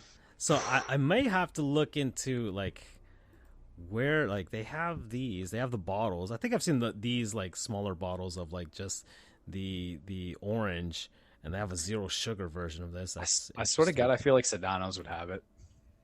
Sedano's? Yeah. I don't know. Maybe. Watch it be at like Dollar Tree, and we just don't know. Like, possibly. I bet you, yeah, it'd be like at Dollar Tree or Dollar General. Watch them just randomly have it. But 320 calories for the pineapple flavor for this bottle. 2015. Jesus Christ! What? Yeah, that's why I buy the flavor packet to just do it myself. What's the sugar and carb intake? That is 110 of sodium, 86 carbs, 85 grams of sugar. That is not good. And some diabetes for you, Charles. Yeah, that is beyond your normal that you get from a two. Like I tend to, when I go for the Wawas, I will tend to get like, if I get a sandwich, I get the best thing that you can get for $1, which is the Arnold Palmer's, right? Go from there. I love Arnold Palmer. Really? Wow. Yeah. That's like, none of these are. You'll have particularly no teeth at the safe. end of it. None of these are particularly safe. I think they do have a zero sugar version. Can't be. You're just telling me lies. Yeah, right now. they're all like at least 75 grams of sugar to start. Yeah, the pineapple's the worst one, actually. I would imagine. So, but their flavor packets are good, Charles. We're not talking about their sodas. Yeah, themselves. but here's the thing. Let's not tell lies here. We know me. One time. The bullets I have taken for this show, when I had the nacho burger from Wendy's, not that good. When I had the hot Cheeto or the Cheeto chicken burger from KFC, enjoyable. I had the KFC chicken nuggets I told you about. I never did a spotlight of it because I didn't feel like it needed to be a non-sponsor, but good quality. Whatever the weird Whopper I had, a couple weeks ago that we did the live review on, the ghost pepper, surprisingly good. Apparently, ghost pepper's like my craze now, and so it's gonna. I'll when we get to the ghost pepper review today, I'll tell you more about the story. But one time, I would contemplate the grape or the strawberry. I might be like a new kind of high, but I'll be ready. Okay. All right. So yeah, a promo code, not diabetes. A live winter Wilbur Brimley. That's what you could say. Yeah. Okay. Well, let's see. We're at 124, Charles. I don't really have much to talk about with regards to the hockey stuff. Just as far as the safety precautions, the WHL, the Western Hockey League, which is part of the Canadian Hockey League, the major junior circuit, that's like the young men, like 16, 17, 18, 19, 20 years old. They're mandating neck guards now. So it's starting to happen. So that was quicker than I thought. There's some players already that are choosing to wear them at the very least during practice. So it's little by little we'll start seeing neck guards become a little bit more norm. Now WHL is doing it mandatory. I'm sure the other major junior circuits are going to follow suit and just have like a whole thing with the Canadian Hockey League. I don't know what the NCAA is going to do, or the under like the IHF, if they're going to require that for some things as well. And eventually we'll see if it makes it on over to the NHL. But yeah, it's I don't know if any of the premier professional leagues in other countries, if any of them have any mandates to it. I'm sure the one that's in England or the United Kingdom may start mandating it after what happened. But yeah, that's where we're at with hockey. And the San Jose Sharks are terrible. They didn't win a game in October, and they're just an awful hockey team. And the Vegas Golden Knights are awesome, and the Boston Bruins are also starting off hot, just like they did last season. But what good is it if you don't replicate that in the playoffs? True. And that's where we're at right now. Everybody else is just kind of middling. You have some surprises. Detroit Red Wings had a nice start to the season. The Pittsburgh Penguins kind of started off pretty slow, but they're the oldest team in hockey, and I can't foresee them being that bad anyways, unless they are not healthy, which is what I'd said before the season started.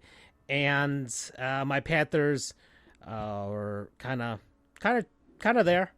They're kind of there as long as I think as long as they kind of hover at or just slightly above 500, and then get our defensemen back in Montour and Ekblad, will be good. Unfortunately, Sam Bennett is gone. He got injured this first game back, and I don't know when or if he's coming back for the rest of this season, which sucks. And yeah, Sam Reinhart's pretty good. And yeah, that's my hockey stuff. I can't really say anything else. My hockey updates, because we're trying to grow me a little bit, right? We're trying to flower me. We're planting seeds. Haven't watched any. I watched a little bit of the Rangers, and I forgot who they're going against. Rangers, and I think it was the Capitals, if it was last week or early in the week. If it's on ESPN, then it's probably a game like that, yeah. Yeah, and I remember just putting on Hulu and I was just a second too early because it was the pre-show game, but it gave some good knowledge, learning some names. My other hockey variations, looking to see when NHL 24 is going to go on sale. Black Friday. Sorry, Andrew, but it's happening because I can't play WWE or Sifu all the time during the show, and this is a good way to learn it. And I just cleared out I made 300 gigabytes of free time or freeing up my space in my hard drive. And I'm on episode 2 of season 2 of Shorzy. So that's my hockey updates of the No Show League. Yeah. So there you go. Yeah. Okay, so that's okay. 128 NBA, Charles. I'm ready. Well, the in-season tournament started. I don't know if you even know what the heck it is. I know that the Heat are actually good at it, so suck it. We have one win, so suck it. Hang the man. I can't even imagine the banner for that, because I would assume Pat Riley is thinking this is all bullshit.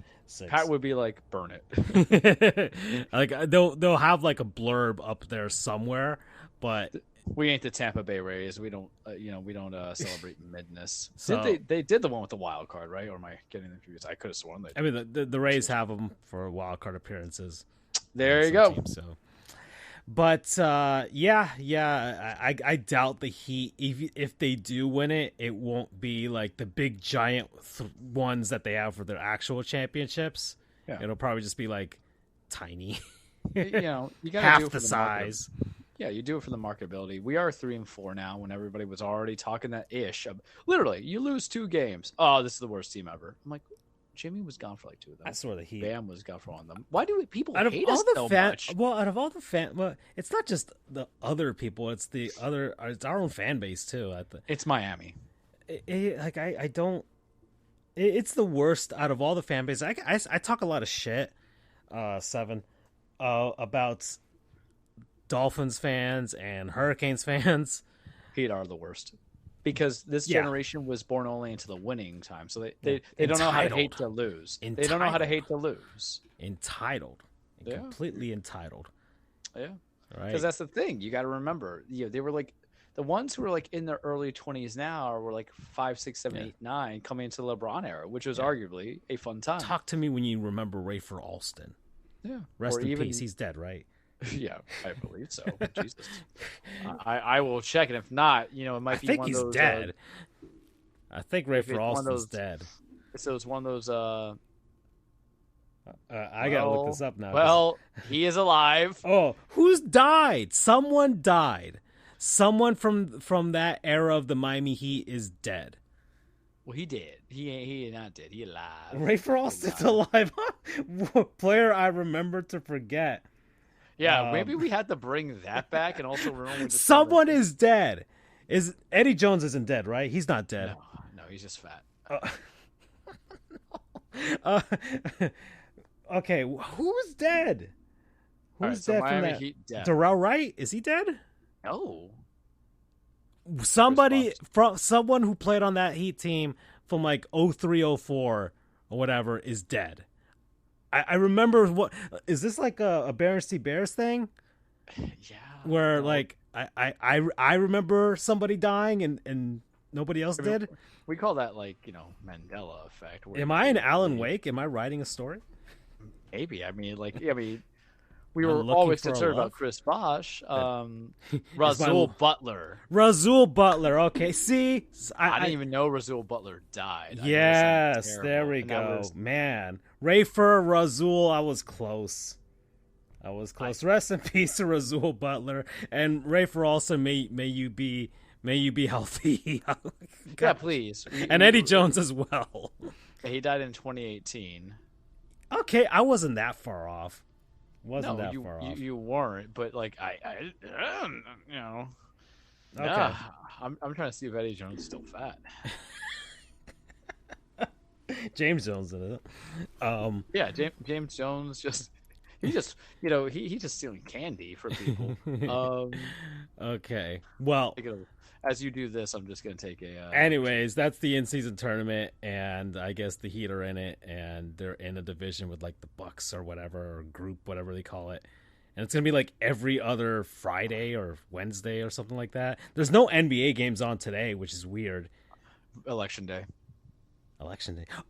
Oh yeah. Ooh, I did not vote. How did I know? And I have the open I don't vote rule. Well, yeah, but also I'm not as politically active as Andrew, right? Andrew's the one that's pushing you. Oh man, so this is gonna be a weird show today, you guys. But Andrew always tells us to enact our civil rights duty, or not just civil rights, but enact our constitutional rights. I can't think right now to go and vote. And Francisco will at least be like, give the go around, and then I'm like, nah. Even when the Trump administration, I'm like, nah. He's like, but Charles, you're this. I'm like, nah.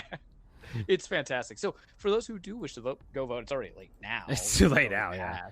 But and for those who don't want to vote because you think all the candidates suck, you're entitled to. It's okay. I will support you on that. Someone's like, are you libertarian on that? I'm like, no. I think actual libertarians are fucking obnoxious sometimes.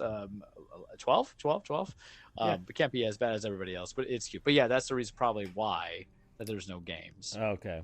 All right. So now I remember why. Okay. Well, yeah. So there you go. And so that's the NBA in-season tournament. But Charles is also kind of stroking himself to the plight of the Portland Trailblazers.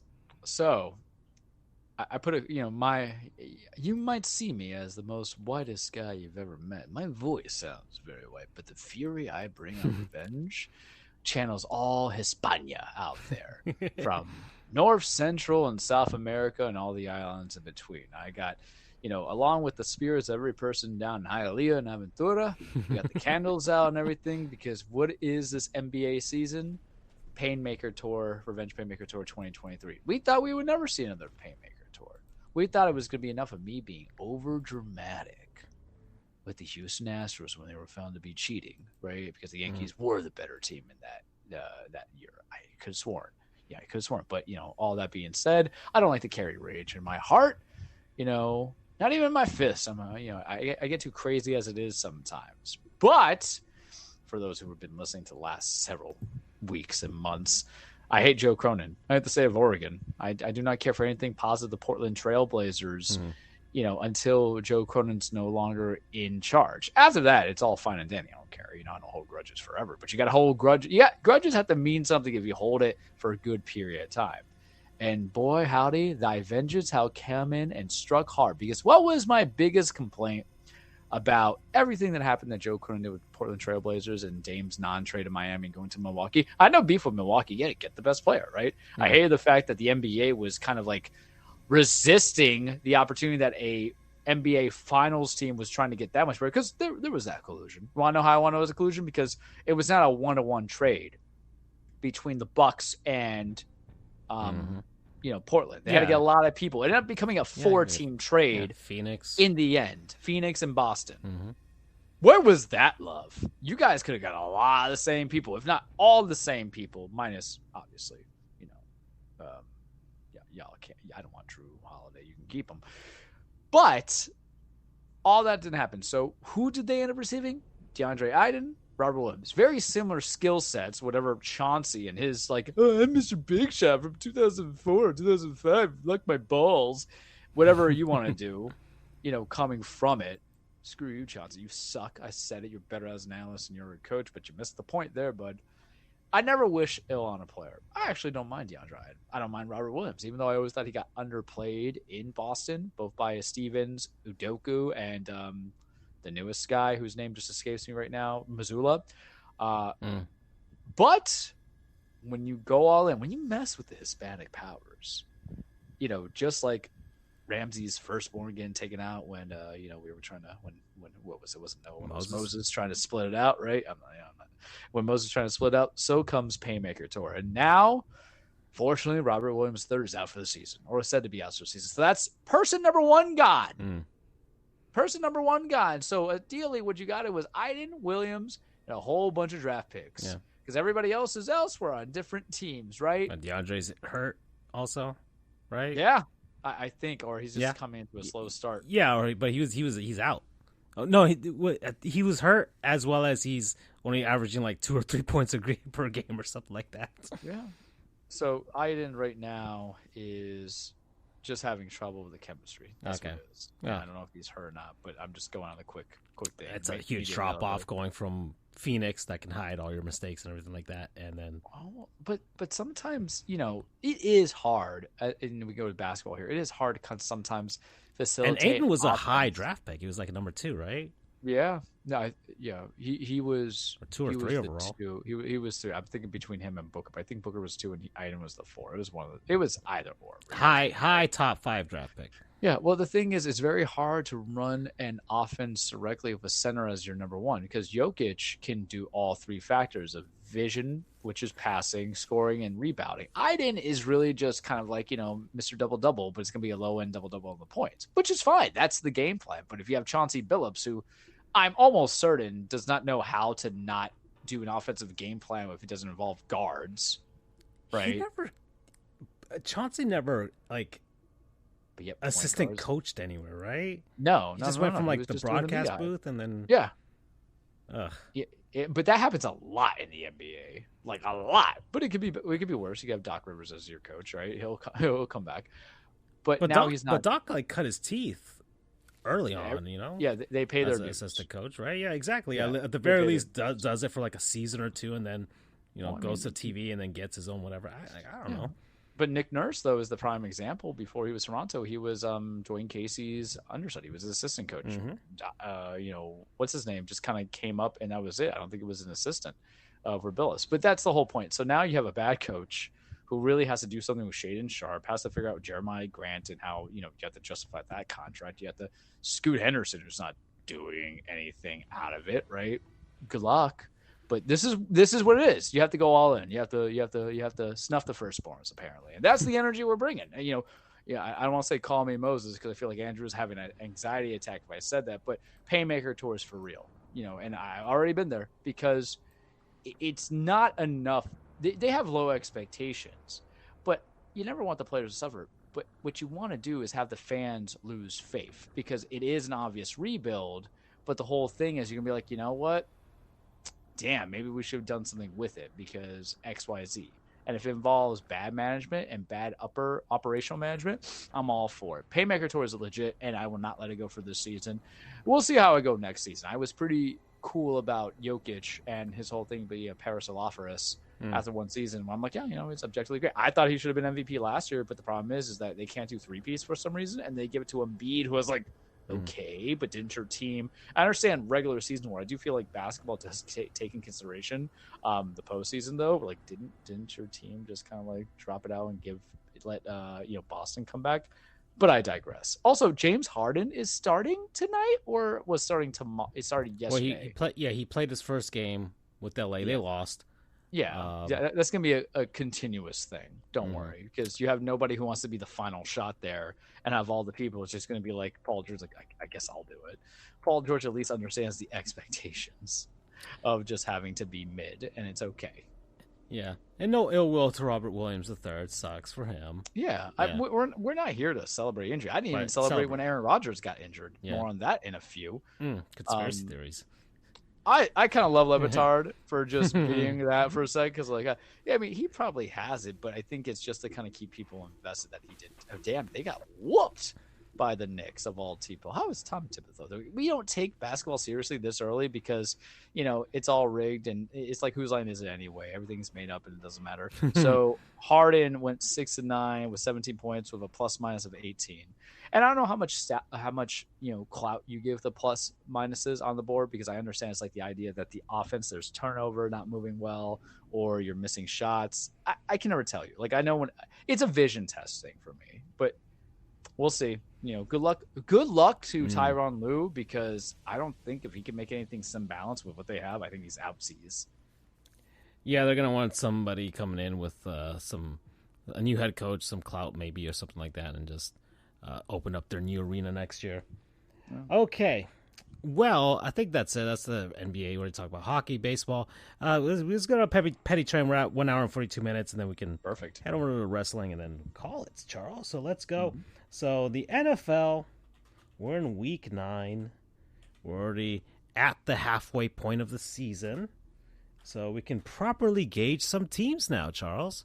Yeah. Who's in, who's out, who's taken, who's contending. Your team started off this week, Charles. Your beloved Titans losing to the Steelers. The Steelers finding ways to win. As always, Mike Tomlin will never have a losing record. And has the new era started, Charles? It is, because Tannehill's eventually being benched to the backup. And I'm happy with it, because I have now seen 2 games that will leave us. I watched all of Thursday's game, because right now I feel like it's the house money run. Could we go on a run? Sure. Are we getting the AFC South? I don't know. Probably not. But it doesn't really – being division leader doesn't matter anymore when you have teams that can get the wild card, right? And get hot. Yeah, and like the whole Kevin Byard situation of him being traded a couple of weeks ago doesn't matter, because if our defense is playing fine. But what I saw was Will Levis, who he was known for the draft for putting mayonnaise in the coffee as a gag. Well, he made me release some mayonnaise, because he makes throws that we have not had a quarterback make in like 6 years. He makes throws that Tannehill can't make. He can't make those throws. I like Tannehill. I like his time with us. When we traded for him, a 7th rounder, to get Mariota, I was like, this is better than what we have, because Mariota was good, but woefully, he was a playmaker, not a passer, right? But the problem is that he was always injured. And when you have to deal with possibly Logan Woodside as your backup, you're like terrified. And we had Zach Mettenberger having a starting game, guys. I'm bringing like real people here.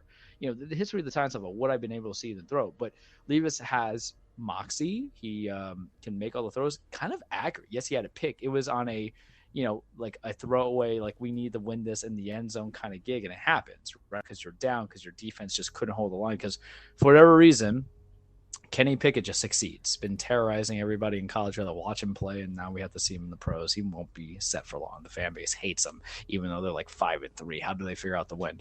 Derrick Henry did what Derrick Henry could. Leave us to Hopkins. At least got Hopkins for another year. This is just really just to have fun with it. I think the energy I would channel is like, let's just be the team that no one wants to play during the regular season. Plain and simple. And if you carry that, but he's making all the throws. He makes throws that Tannehill can't make. He's making throws that Mariota can make in his professional thing. Mariota in Oregon was amazing for anybody watching. Making throws that Matt Hasselbeck can do. Making throws that Fitzpatrick could do because he was a gunslinger, but more accurate. And I know this is based off of 2 games. Sometimes you just need to see 1 game. That's it, right? Because there was a lot of bad quarterback play this week. And don't worry, the petty train is going to take you there. Choo Choo Charlie is going to help you. And, Cisco Conductor is going to help us out. Conductor Cisco is going to be there. But, and you know what? With every quarterback you have, I'm going to tell you if Levis is better or not for this week's of the petty train. But he was making those throws. I mentioned Logan Woodside. I mentioned Josh Dobbs couldn't make those throws. He just won it, but Josh Dobbs is the reason why we sucked. So if anything, I think we did it right in the quarterback position because Tannehill's contract's going to be up next year. This year, he deserves to be a bridge starter or contest with somebody, so let him go elsewhere, right?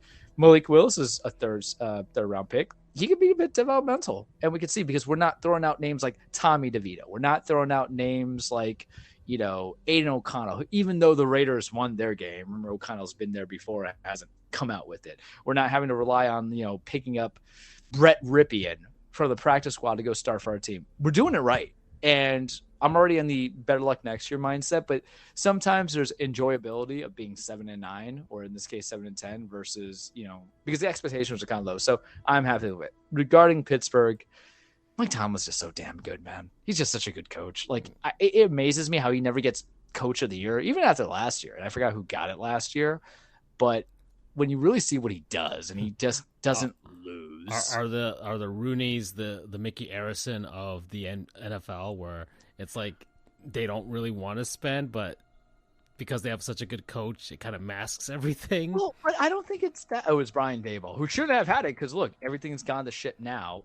13, and I don't even think they were that good last year because they were stalling out. I think it should have been Tomlin if you're calling a regular season award. But it's not that they spend it. It's just they just didn't pick the right guy. Okay. I feel like it's safe to say Najee Harris is a bad draft pick for that status at a first rounder, but they got TJ Watt. They paid him. They'll pay, they paid out Deontay Johnson. It's a good constructed team. Matt Canada is not a good offensive coordinator, but whatever, you win games. So whether it's by 3 points or by 30, as long as you win. So I can't say that about the Rooneys. I can't say that about them. Okay, I'll defend them. All right. So next one, this episode is titled Fraudfurter, Charles. Mm-hmm. Because just like the Allies waltzing into Berlin, they sussed out the frauds in Germany. Yep. The Kansas City Chiefs were the Allies, and I'll start the analogy right there. The Miami Dolphins, man, this team cannot beat an actual team. I don't care what excuses you have for that. Oh, the defense was good. Still gave up 21 points in the first half, and the Chiefs were on garbage time after that. Yeah. Oh, they're tired. They don't have a center. You can't snap can't snap the ball. I saw the snap. All right, Tua Tagovailoa has T-Rex arms. We all know this. He went really low. On that. Yeah, T for the T-Rex sounds for Tua. T-Rex arms Valoa. Okay. And had the opportunity to try and tie the game and possibly win it with a 2-point conversion or whatever if they wanted to. They screwed up at the end. And you can throw out every excuse, but so far, 3 games, 3 losses to the Bills, who, yes, you can make some arguments that the Bills aren't as good as they were last year, but they're just inconsistent. They're fucking garbage. They're an inconsistent team that has talent. They're just weirdly inconsistent and have some garbage decision making and all kinds of stuff, but they're still considered, at the very least, consensus wise, a playoff contender. They'll probably get in as a wild card. Yeah, fair. There. And they might just figure everything out at the right time, let the Dolphins win the division and have fun with that, and then show them to be frauds later on. Well, they're frauds now. I'll tell you that much. Will Levis is not better than Mahomes, but Will Levis maybe can make some throws that Tua cannot make because that underthrow. I think it was a schematic mess up. Well, that is true, but it's fun to see the memes. Yeah, I'll take it. It's fun to see the memes. Everybody's showing Once again, that Tua can't make the deep throw. That's always fun to see. Yes, and I do enjoy seeing the Dolphins lose and seeing the Dolphins win. I get it. I'm the Grinch. That's the whole point of this. But the Dolphins have converted me to this. The Grinch didn't start off as a meanie at first. No, he was converted. Y'all saw the Ron Howard movie, The Origin Story. All right, people. The Dolphins treated me like shit, and I became an ordinary green creature on top of a mountain. So yeah, the Dolphins are frauds. They can't beat actual real teams. Their schedule does have like the Dallas Cowboys and a few other contenders out there. And if they start losing to Dallas them, is arguably a fraud as well. well, it'll be the Fraud Bowl then when they do face them. The Dolphins, I think, also play the Ravens as well this season. We could have beaten them, and then we didn't. So we'll see. But the Dolphins have yet to beat an actual team. So until they do, and I told this to Doug because he texted me during the game. Now he's back in the U.S. I told him this team, they're frauds to me until they can prove otherwise.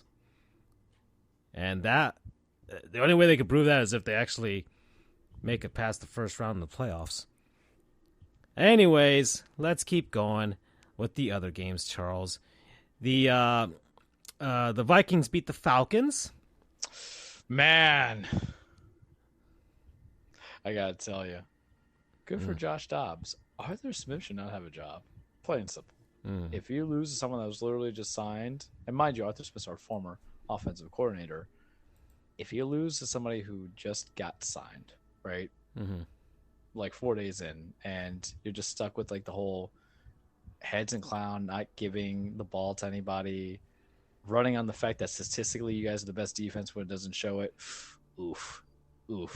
Yeah. Will Levis is better than both Lowbrain and Taylor Henneke. I like Henneke, but still better. Yeah. And yeah, the Vikings, hey, they're back above 500. Look at that. Salvaging the season. Kind of want that to happen, right? It has that Case Keenum vibe of the Vikings where somehow Josh Dobbs just links up with Justin Jefferson. They get past like the Saints in the first round of the NFC wildcard game or something. Give it to me. I need it. Speaking of the Saints, they beat the Bears 24-17. They're 5-4. That's not even an accomplishment. My buddy's a Saints fan. He's like, I hate Dennis Allen, but I'll take these wins. I'm like, yeah, fair. Yeah. Derek Carr had a solid game. Yeah. Right. They just are an uninspiring team. Will Levis is better than Derek Carr, and but it's the NFC South, so they can. It's a winnable division. All right, the Packers spanked the Rams 20-3. Will Levis is better than Brett Ripien, and maybe Jordan Love. The new era is Charles telling which quarterbacks are worse than Will Levis. Just for this week, we'll see. Because Levis can have a crap game soon, and it's probably going to happen. Okay. The Commanders beat the Patriots. Levis is better than Mac Jones. He can make them deep balls. The white bread is gone. It's been tossed. It's moldy. Yeah, it's fine. Can't eat the same brand. We can't do Wonder Bread forever, kids. Got that butter bread now. Okay. Then the Ravens spanked the Seahawks. Will Levis is not better than either of those quarterbacks. Okay. All right. right. Spanked 30-3, right? 37-3. Oh God. Yeah. But OBJ is going to go and celebrate and getting a touchdown from Tyler Huntley. I mean, it's fine because they have the cap space for him for a 1 year, $17 million, and I'm still butthurt over OBJ being drafted on my fantasy team and then tearing his knee. But yet I had Justin Jefferson that rookie season, and I drafted him because I was like, this boy was good in LSU. He made Joe Burrow. I was like, we're gonna get him. And sometimes it pays to be right. You have to be calculating. But I'm still kind of salty, OBJ. Just saying. The Houston Texans beat the Tampa Bay Buccaneers. Will Levis is maybe better than Baker. Okay, all right. CJ Stroud's so good. They've done it well with Houston though, because it's a whole new thing. You're collecting a lot of the same wide receivers from last year, but this goes to show that sometimes it's not about adding more; it's about just adding the right play callers. Because Tank Dell, I believe, was there last year. John Mitchell just came back from fighting cancer. Noah Brown, I think, is their tight end.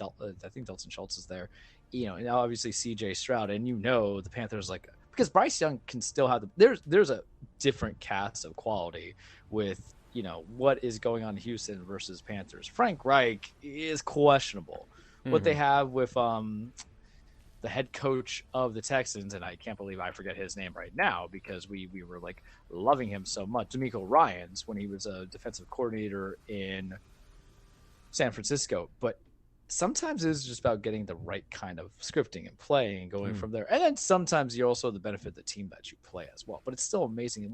5 touchdowns, 470 yards. Yeah.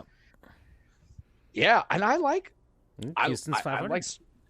I liked Stroud what he was doing, and Houston's 500. It makes the AFC South interesting because it just feels like the AFC or the AL East were just like, I don't know if any of these teams are going to be good perennially every year, but that's the fun of it if you like the sport.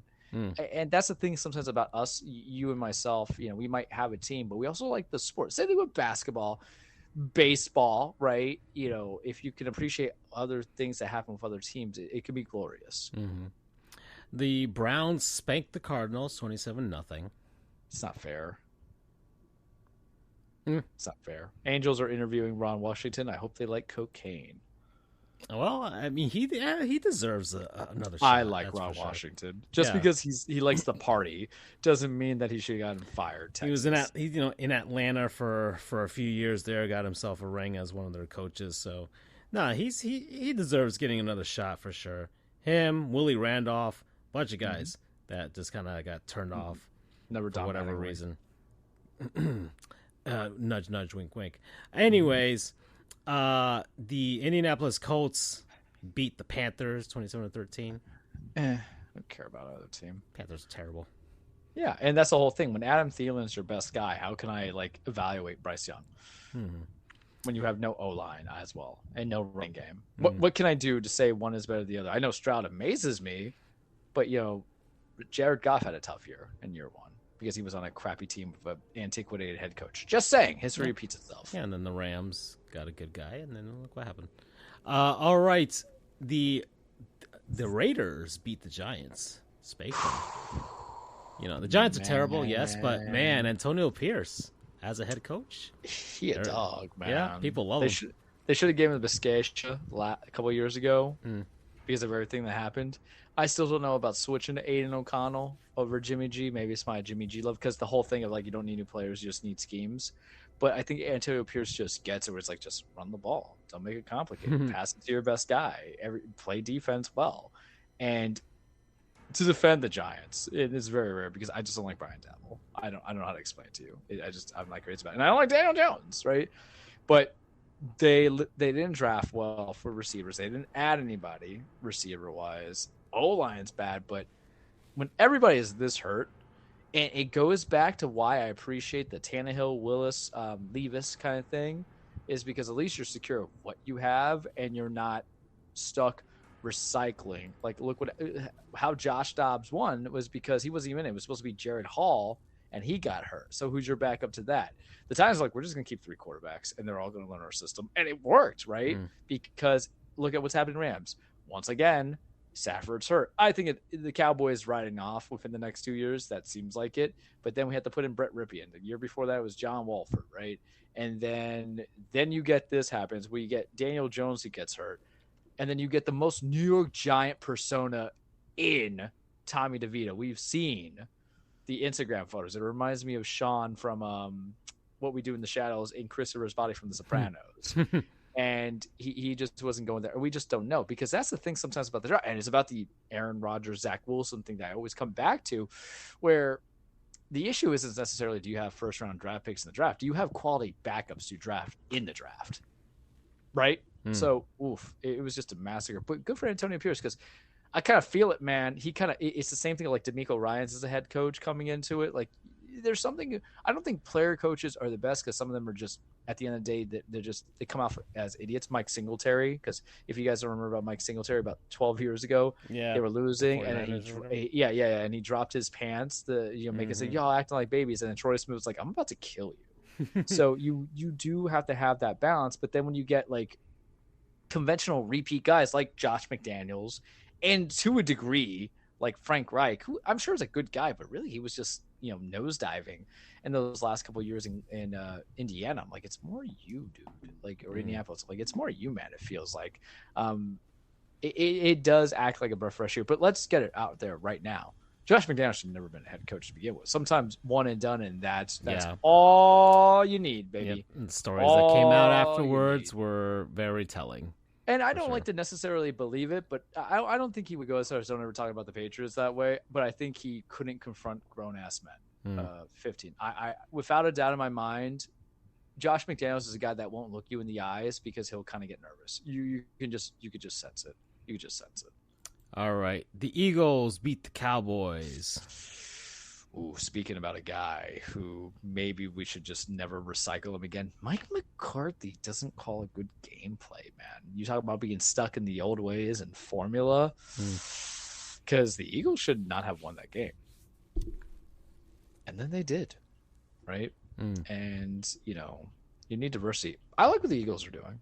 I think it's refreshing to have people repeating, because you do need that stability, because it creates the narrative of who to knock off. If we're a little bit older, but if you always think about like the 90s Cowboys and 90s Niners, it's always like they were always there. So when it wasn't a team that was doing it, it was great. The other fresh, breath of fresh air would be like the Heat and the Nuggets going last year, when it was the first time where it wasn't a Steph Curry team or LeBron James team. You have to get the national people kind of invested. And that's how you do it, by creating repeat people. I mean, hell, you had that in Philly for such a long time with Reed and McNabb, because what people need to realize, Andy didn't go to 5 Super Bowls with McNabb. It was just, the NFC championships, but you felt that was always titled to be the best team. Same thing with the Belichicks and the Bradys, right? Yeah. So it's good. Philly, I feel like, is playing with some loose cards with some of the injuries, but it was an entertaining game. I'll give them that. And Will Levis, because I didn't mention it, but Will Levis is better than Dak. He's better than Aidan O'Connell. He's better than Tommy DeVito. Better than Dak, we'll see. No, and then better than Jalen. No, Jalen's earned that keep. I don't know if he's a fully $240 million man yet. Okay. We also didn't. Let's see. Is he better than Deshaun Watson? Absolutely. Is he better than Clayton Tune? Yeah. All right. Yeah. And is he better than... won a game. What are we missing here? Bryce Young? Yes, they're in the same draft class. Yeah. He was the first pick in the second round. Yeah. I'm taking that. That's where Lamar Jackson would have been had the Ravens not traded up from the second to the first to get him at 32. I'm taking that. If you are, and I'm saying it right now, if you're the first pick in the second round, you're a round 1 pick quarterback who just wasn't picked up in those final bits because no one wanted to trade for you. Because typically the 31s and the 32s, which was who? Chiefs and Eagles, don't need a quarterback. So yes, he's playing like the third best quarterback right now. He's technically playing like the second best rookie quarterback. I'm gonna give it to him. Better than Gardner Minshew. Yeah, I mean Gardner's a slice and dicer. Yeah, I just need all of them right now. So we got to them. Better Mac Jones. Better. Have than you watched Sam his Howell. throws? Have you seen his throws? Yes, I just want you to confirm all of them. So we just want to make sure we got through all. You confirmed everybody else. All right, and then let's see the Bills and the Bengals. Not better than Joe Burrow. I think give me 3 more games, I'll say Josh Allen. Okay. Josh Allen has been out of it. Out of it. You got Stephon, and you can blame Ken Dorsey all you want. You also don't have to follow every little thing Ken Dorsey says. Just saying. Joey B is great. Like, I kind of want the Bengals to be competitive in the AFC North, because there is actually, I feel like, bad blood in that division. There really is. Like, I want to watch the Bengals versus it's a the good Ravens. division right now. I want to watch, and that's why you don't want any of them to suck. You have the Ravens, people who thought were there, the Bengals who started off slow, but they're back to where they were. People thought were there, and you got the Steelers hanging around, and everybody's like, "You guys should be bad, but you're not." Yeah. And if then you want to make me watch, if you want, and to then the Browns, who's like, "Well, you guys, like, we all fucking hate you because of Deshaun, but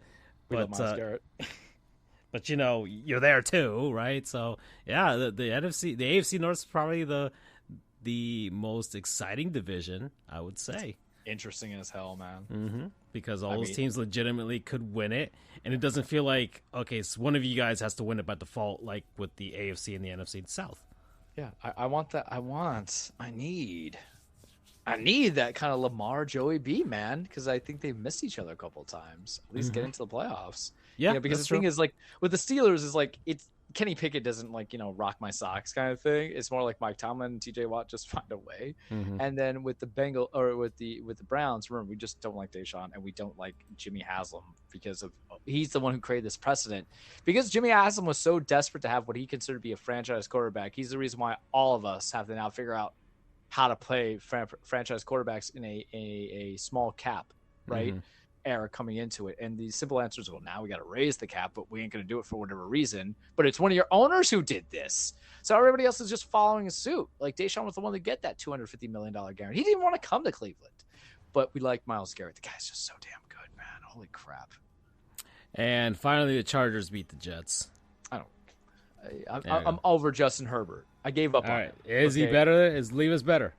Absolutely. All righty. Absolutely. I'm putting it right now. And we can usually say Levis is better than Wilson. Okay. So here's the thing I want to kind of bring up about Aaron Rodgers, because it's the petty train. We can't be petty. I hope he's healthy. I hope he comes back. I hope he gets to the playoffs, because I got one more in me. Like Indiana Jones, I got one more in me like Vince for Carter. I got Vince Carter. I got one more in me for a Rodgers gets the playoff and doesn't do anything game. I got one more in me. I don't want to wait another year. We might not even get another year, because we need Zach Wilson to Zach Wilson drag is taking the 8 Jets sacks. into the final wild card spot. I believe in you, baby. I believe you. I've been telling everybody to get off you, because, to be fair, and I was watching We like need Stephen A. that Pepperidge Farm bread from Zach Wilson. Yeah, I need a little bit of spice. I need that Ezekiel bread where it's healthy for you, even though it's kind of pricey. You know what I'm saying? Because I was watching like an ESPN thing as I was eating my lunch today, and how he was going like Zach Wilson's not starting NFL. I would agree with you, because that's what we've been saying since he was taken in the second round 3 years ago. But the whole thing is that I had to open up the world's eyes about Aaron Rodgers statistically, not before he got weird. I'm happy he's healthy enough to walk around. Like, I never really wish ill on people, and he's quirky and he's a liar, but so is almost all of us, right? But I got one more in me this year. I need it now. We're gonna try to get to the year, Charles. So give it to me. All righty. Well, my nephew just beat Spider-Man. He just texted me. I'm like, yeah. I'm like, yes. He's like, I'm empty. Well, Charles, let's head on over to the cage. We're at 2:07. Perfect. It'll be short. Welcome, everybody. Your weekly Chewplex The Cage with Charles. Now, remember, wrestling is not disclaimer. Wrestling is not fake. It's scripted. It's a stage fight. It's a song and dance. It's poetry, emotion. It's about men and women chasing championships, establishing legacies, being the holy hell of each other, all for my entertainment. It's just so much wrestling, Francisco. But the beauty of everything is that, we're running on 3 pay-per-views. This weekend was Crown Jewel last weekend. This weekend, there's nothing. Thank you, Christ. Next weekend is Full Gear. So that's why I'm not going to talk heavy about AEW this week, because next week's perfect for it. I don't need anything in WWE. And then the following week is Survivor Series. So we're going to keep on the backdrops, and we'll go with AEW first. The build to Full Gear is happening. I have bought 2 AEW pay-per-views. I bought Full Gear from like 3 years ago or 2 years ago. The main headline was CM Punk versus Eddie Kingston, and then Hangman and Page going against Kenny Omega for the title. And there was other matches that were in there, like MJF versus Darby Allin. I bought Forbidden Door, which was in June, right? I was like, and that's when I had COVID. So I'm like, yeah, man, let's just do it. And I guess COVID made me delusional, because Forbidden Door just wasn't sticking, even though I like Okada, Danielson. More on that in a second.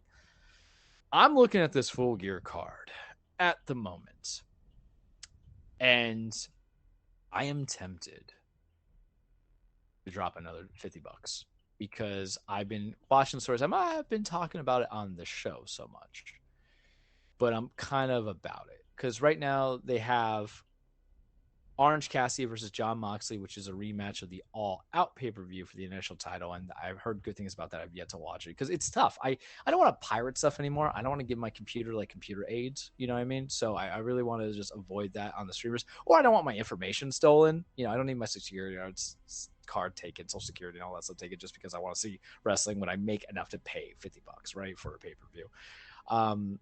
But I'm really kind of all in on Hangman Adam Page versus Swerve Strickland. The backstory is Strickland's broken into Hangman's house, talking to the Hangman's baby.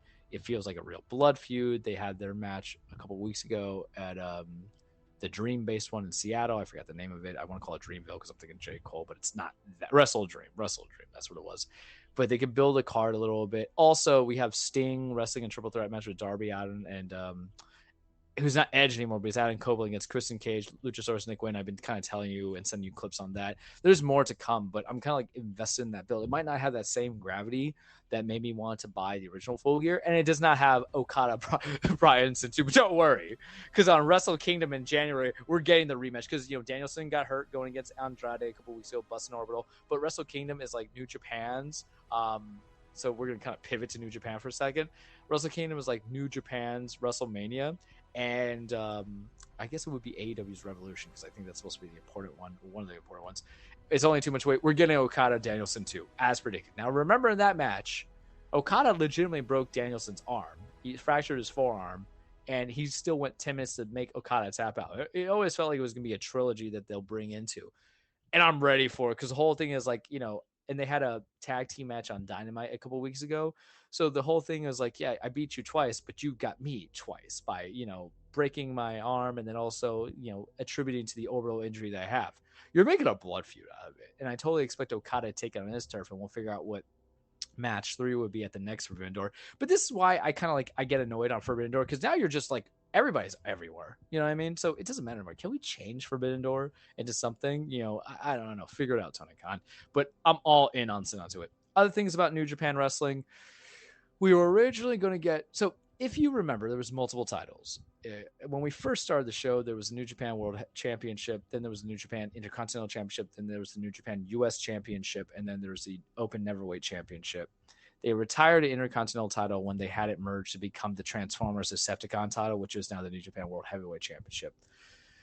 Will Ospreay beats Kenny Omega, who at the time was New Japan U.S. Championship Forbidden Door, but he's like, I don't represent the U.S., I represent also the U.K. So he had made like a New Japan U.K. title with it, so I had the spinner. So Ospreay, I gotta sneeze. Hold that thought. Come on.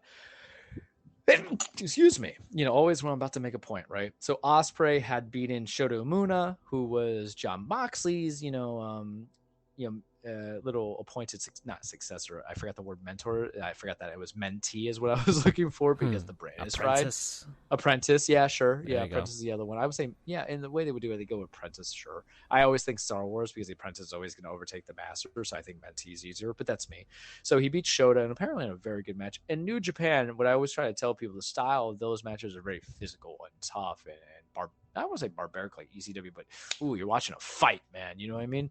So it's supposed to be at Wrestle Kingdom, Moxley versus Ospreay for the U.S. belt. I'm like, yes, daddy is here for that. And then David Finlay, son of Fit Finlay, new leader of the Bullet Club, comes in and smashes both belts. I'm like, and no one... I don't know if Dave Finlay has go-home heat. I'm not crazy about his look, and I think he should kind of change it because he looks like a Jay White knockoff. But, sometimes you just got... Jay White didn't sell me in the beginning until, you get some time, you develop your character, so maybe it works. But they're going to be introducing a new title, so they might be bringing back the Intercontinental title that they retired. And that helps, I guess, because I felt like the mid-card title was the never openweight title. So it's still fine. Shingo Takagi, who we love, by the way, the Last of the Dragon here, the Last Dragon, now holds that belt. But they're building that into it, so that's leading to Wrestle Kingdom. That's my little bits on New Japan. I have to get back into it because I know Wrestle Kingdom is coming, because it's going to be Sonata versus Naito at the main event, and Naito and Sonata were part of the same faction of Los Ingobernables de Japón, and Sonata left to go join, I think it's Just Five Guys. That's literally the name of it. So like I said, it's weird sometimes in New Japan, but sure, whatever makes it work, fine. AEW, back to that really quick, they are doing the Sega thing, and I think that's tomorrow, and I want to comment on that because they're working with game publishing, Yakuza. And I think I sent you a tweet onto it, but if Kenny and Jericho don't come out as Majima and Kiryu, what are we doing here? And I agree. I just need someone to come in with a little Sonic the Hedgehog like headgear just to make me laugh. Yeah, we kind of need the whole thing. I want to chime in here just to see. Yeah, I mean, just the references. Yeah, you do have to do like a Sonic reference if it's like an all around thing. And yeah, the man who erased his name is coming out this month, right? So it could definitely just be a tie-in to promote that. But Sega, of course, just came out with Sonic last month, and I doubt they'll have any deep cuts with regards to references. Maybe like Wolf from Virtual Fighter, someone could be like him because he's a wrestler, or Jeffrey, I think, is also a wrestler. I'll just pop if someone goes and says Bakamatai. I'm just saying. Someone comes out of like a manhole cover with Majima's construction helmet and everything. I wonder if Jericho would know, because right now he's like, him and Kenny are helping against the Don Callis family, but that AEW sometimes has good storylines, and sometimes AEW has that trash shit, 16, 17, that I can't get involved. And it suffers. I think it's always because they have short pay-per-views, but they're increased to like 8 pay-per-views this year. Like they're going to be going for, I think, 8 now, because they want that Warner Bros. Discovery money, man. And I'm happy for it because it makes storylines easy. WWE doesn't do every pay-per-view now. They front load it on a couple of pay-per-views, like to do. When is this happening? Tomorrow? Yes. Okay. All right. And so I will at least spam you. Don't worry. Yes. Yeah. I'm very interested. You'll be there because they've done it with like the Rick and Morty stuff, and then remember for Halloween they had them dress up as Ghostbusters and then Stay Puft. So like they didn't do any Mortal Kombat stuff because that's WB as well.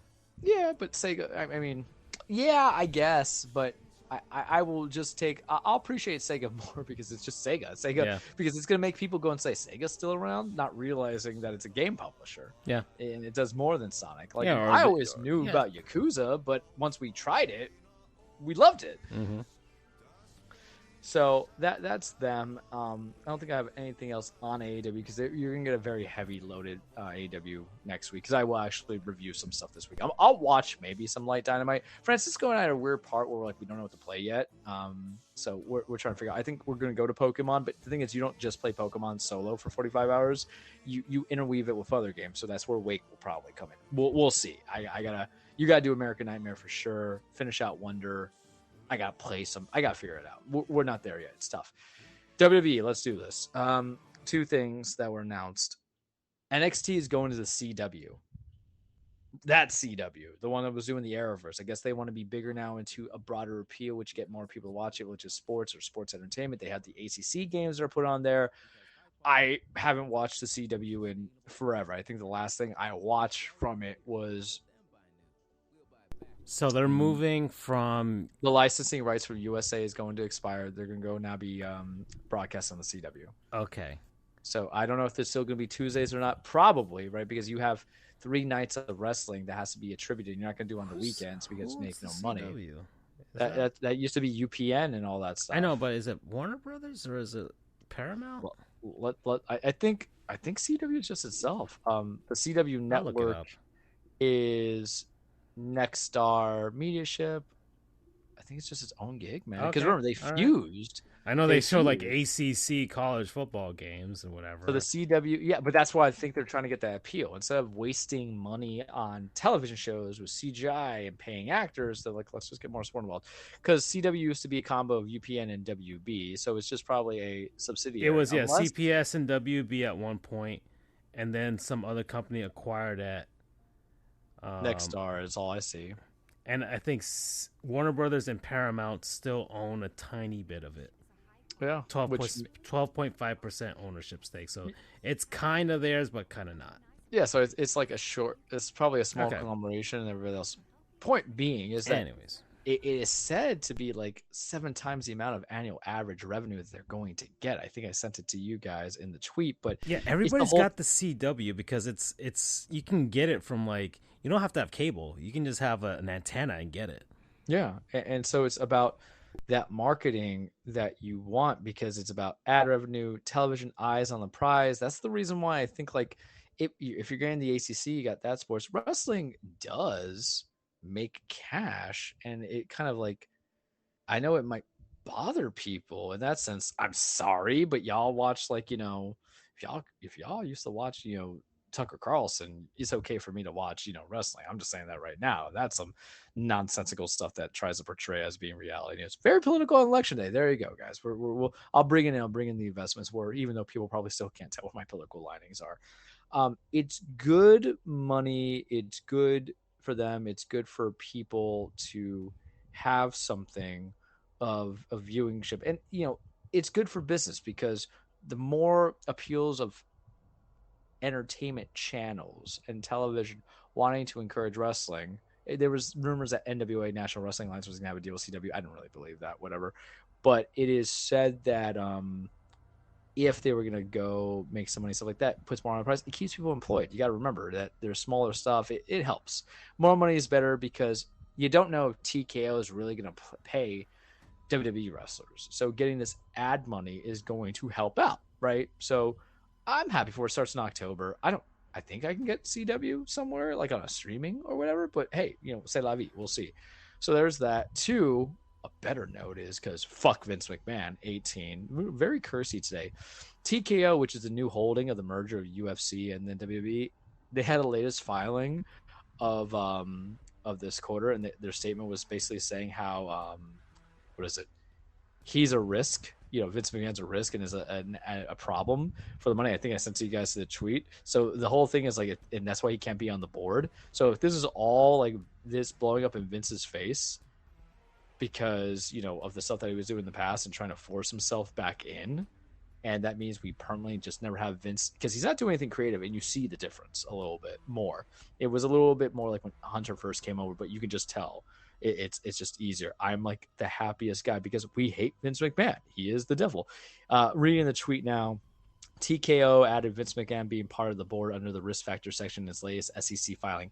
What does board directors want to do? Make money. What's better than that? Making more money. What's the worst thing for them? Losing money. So if this meant Vince gets a payout and he's on exile, it's going to be the equivalent of The Godfather. Have you seen The Godfather Part 2? Because you're the only person I care about on this. Everybody else has, but I know you're not Mr. Movie. Well, I'm going to keep it without the spoilers. Have you seen it? Yeah. Oh, so this really feels like, Michael having Fredo killed, but he's chilling in the lake thinking about what he did. Of Vince saying, I just sold my family's legacy, my legacy, and all I got was this measly paycheck for it. And him just looking off like, I would love that. Let him be on his Connecticut porch, just think about, damn, remember when I used to be the WWE and I was the biggest thing? I ever grew this mustache, and now I don't have it at all. And I built the careers of everybody. I built the careers of Steve Austin, Dwayne Johnson, Roman Reigns, and all this stuff. He's Dick Dastardly. Yeah. It is the just of desserts. And it is even better now than when I originally found out he was retiring, right? Because I knew he was coming back. Until I see something stronger, and there's nothing stronger than the SEC, baby. That puts the fear in the heart of men. And if those who don't believe in God, the SEC will make you pray to God, just like the IRS, because they'll screw you. So that's good news. Let's talk about Crown Jewel. Let's talk about other things. I didn't watch all of it because when you do pay-per-views in the middle of a Saturday, I got ish to do, guys. I got errands. I got all this stuff. I have a life. And I'm going to feel bad when they do Elimination Chamber in February because this is in Australia and it's going to Australia time. So that means wrestling's going to be at 9 in the morning. I am asleep, hungover, or just, at the gym at 9 in the morning on a Saturday. I'm just telling you guys right now. So don't expect me to do that. But I wanted to watch a majority of the pay-per-view, and it was fine. And I'm not concerned about spoilers because everything else won't exactly how I predicted it. So I have no incentive to go watch even the remaining good matches. But I think it was, some people call it like a glorified house show, but I thought it had some consistency. It was fine.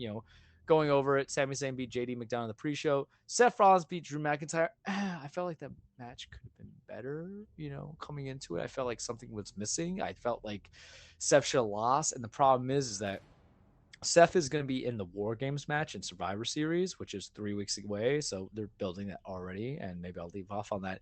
But the problem is you're not going to have that title defended, so you have no December pay-per-view. And remember, the World Heavyweight Championship is in its inaugural year. And I think you really betray the crowd if you have Seth drop that title on live TV on a Raw, right? So that might mean I'm getting Drew McIntyre versus Seth at the Royal Rumble, which is fine. I'll take that any day of the week where Drew wins it. But I'm kind of over the Seth stuff. But he's going to be in War Games, and War Games, we're not going to do the prep yet. Sorry, Andrew. I know you're asking about it. I've talked about it for the last 4 years, though, every time it comes up. It's where blood feuds go to be dealt with, not titles, and I understand that. But yeah, the match got better. The women's 5-way was good. Rhea Ripley beat Nia Jax, Raquel Rodriguez, Shayna Baszler, and Zoe Stark for the 11 minutes that they were putting on some bangers. Solo Sikoa mauled John Cena in a 16-minute match, which ended him just doing 10 Samoa spikes on Cena. I thought Cena was going to win.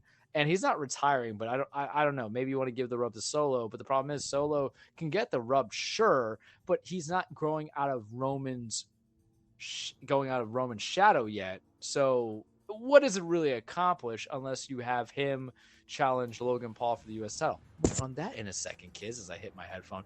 Logan Paul versus Rey Mysterio was my favorite match that I saw. I've been impressed with Logan. I understand he's a dick, 19 for lack of a better word, and his brother isn't liked, but I'm a wrestling fan, and sometimes your wrestlers are dicks, 20. So you watch it. Rey Mysterio was good. Rey Mysterio was just a godsend at 47. He can still pick up, and the match was compelling. Match ended with brass knucks being used by Logan onto Rey because Santos Escobar, who's part of Rey's crew, who may be doing a heel turn, left it for Logan to use, or maybe not use because he was chasing one of his goons. But, there were some botches that Logan Paul saved Rey from doing. They had good flow. It was a good story of big man, little man. Rey can still put on a show. I liked it, man. I don't think it was a bad match at all. So, I was approving. And then I left off on Io Sky, Bianca, Cody, Roman, and LA Knight. I didn't watch them. I watched some of the Twitter stuff because I was like, okay, it's just 3 matches. And everything that happened in the match went as predicted. Io Sky beat Bianca because Kairi Sane came back. She used to be in WWE, left, came back again. Her and Io and Asuka used to be girls up in Stardom, I believe. So this might be creating a faction. There's a storyline they could build with it because Kyrie's not part of Damage Control. Io is, along with Bailey and Dakota Kai. Are we splitting that up? What are we doing here? Bailey attacked Kyrie. I'm thinking Ninja Turtles here. Kyrie that sent off storyline for her to be off the TV and be gone from WWE. Interesting stuff. What are we going to do about it with War Games, right? Cody Rhodes beat Damian Priest. Meh. Don't care. Right, because it was just building a Survivor Series. You didn't at least put the briefcase on the line, right? I will say Damian tried to cash in earlier on Seth, but then Sami Zayn stole the briefcase. They're all going to be intermingled. Roman Reigns versus LA Knight. Roman won. LA kicked out a spear.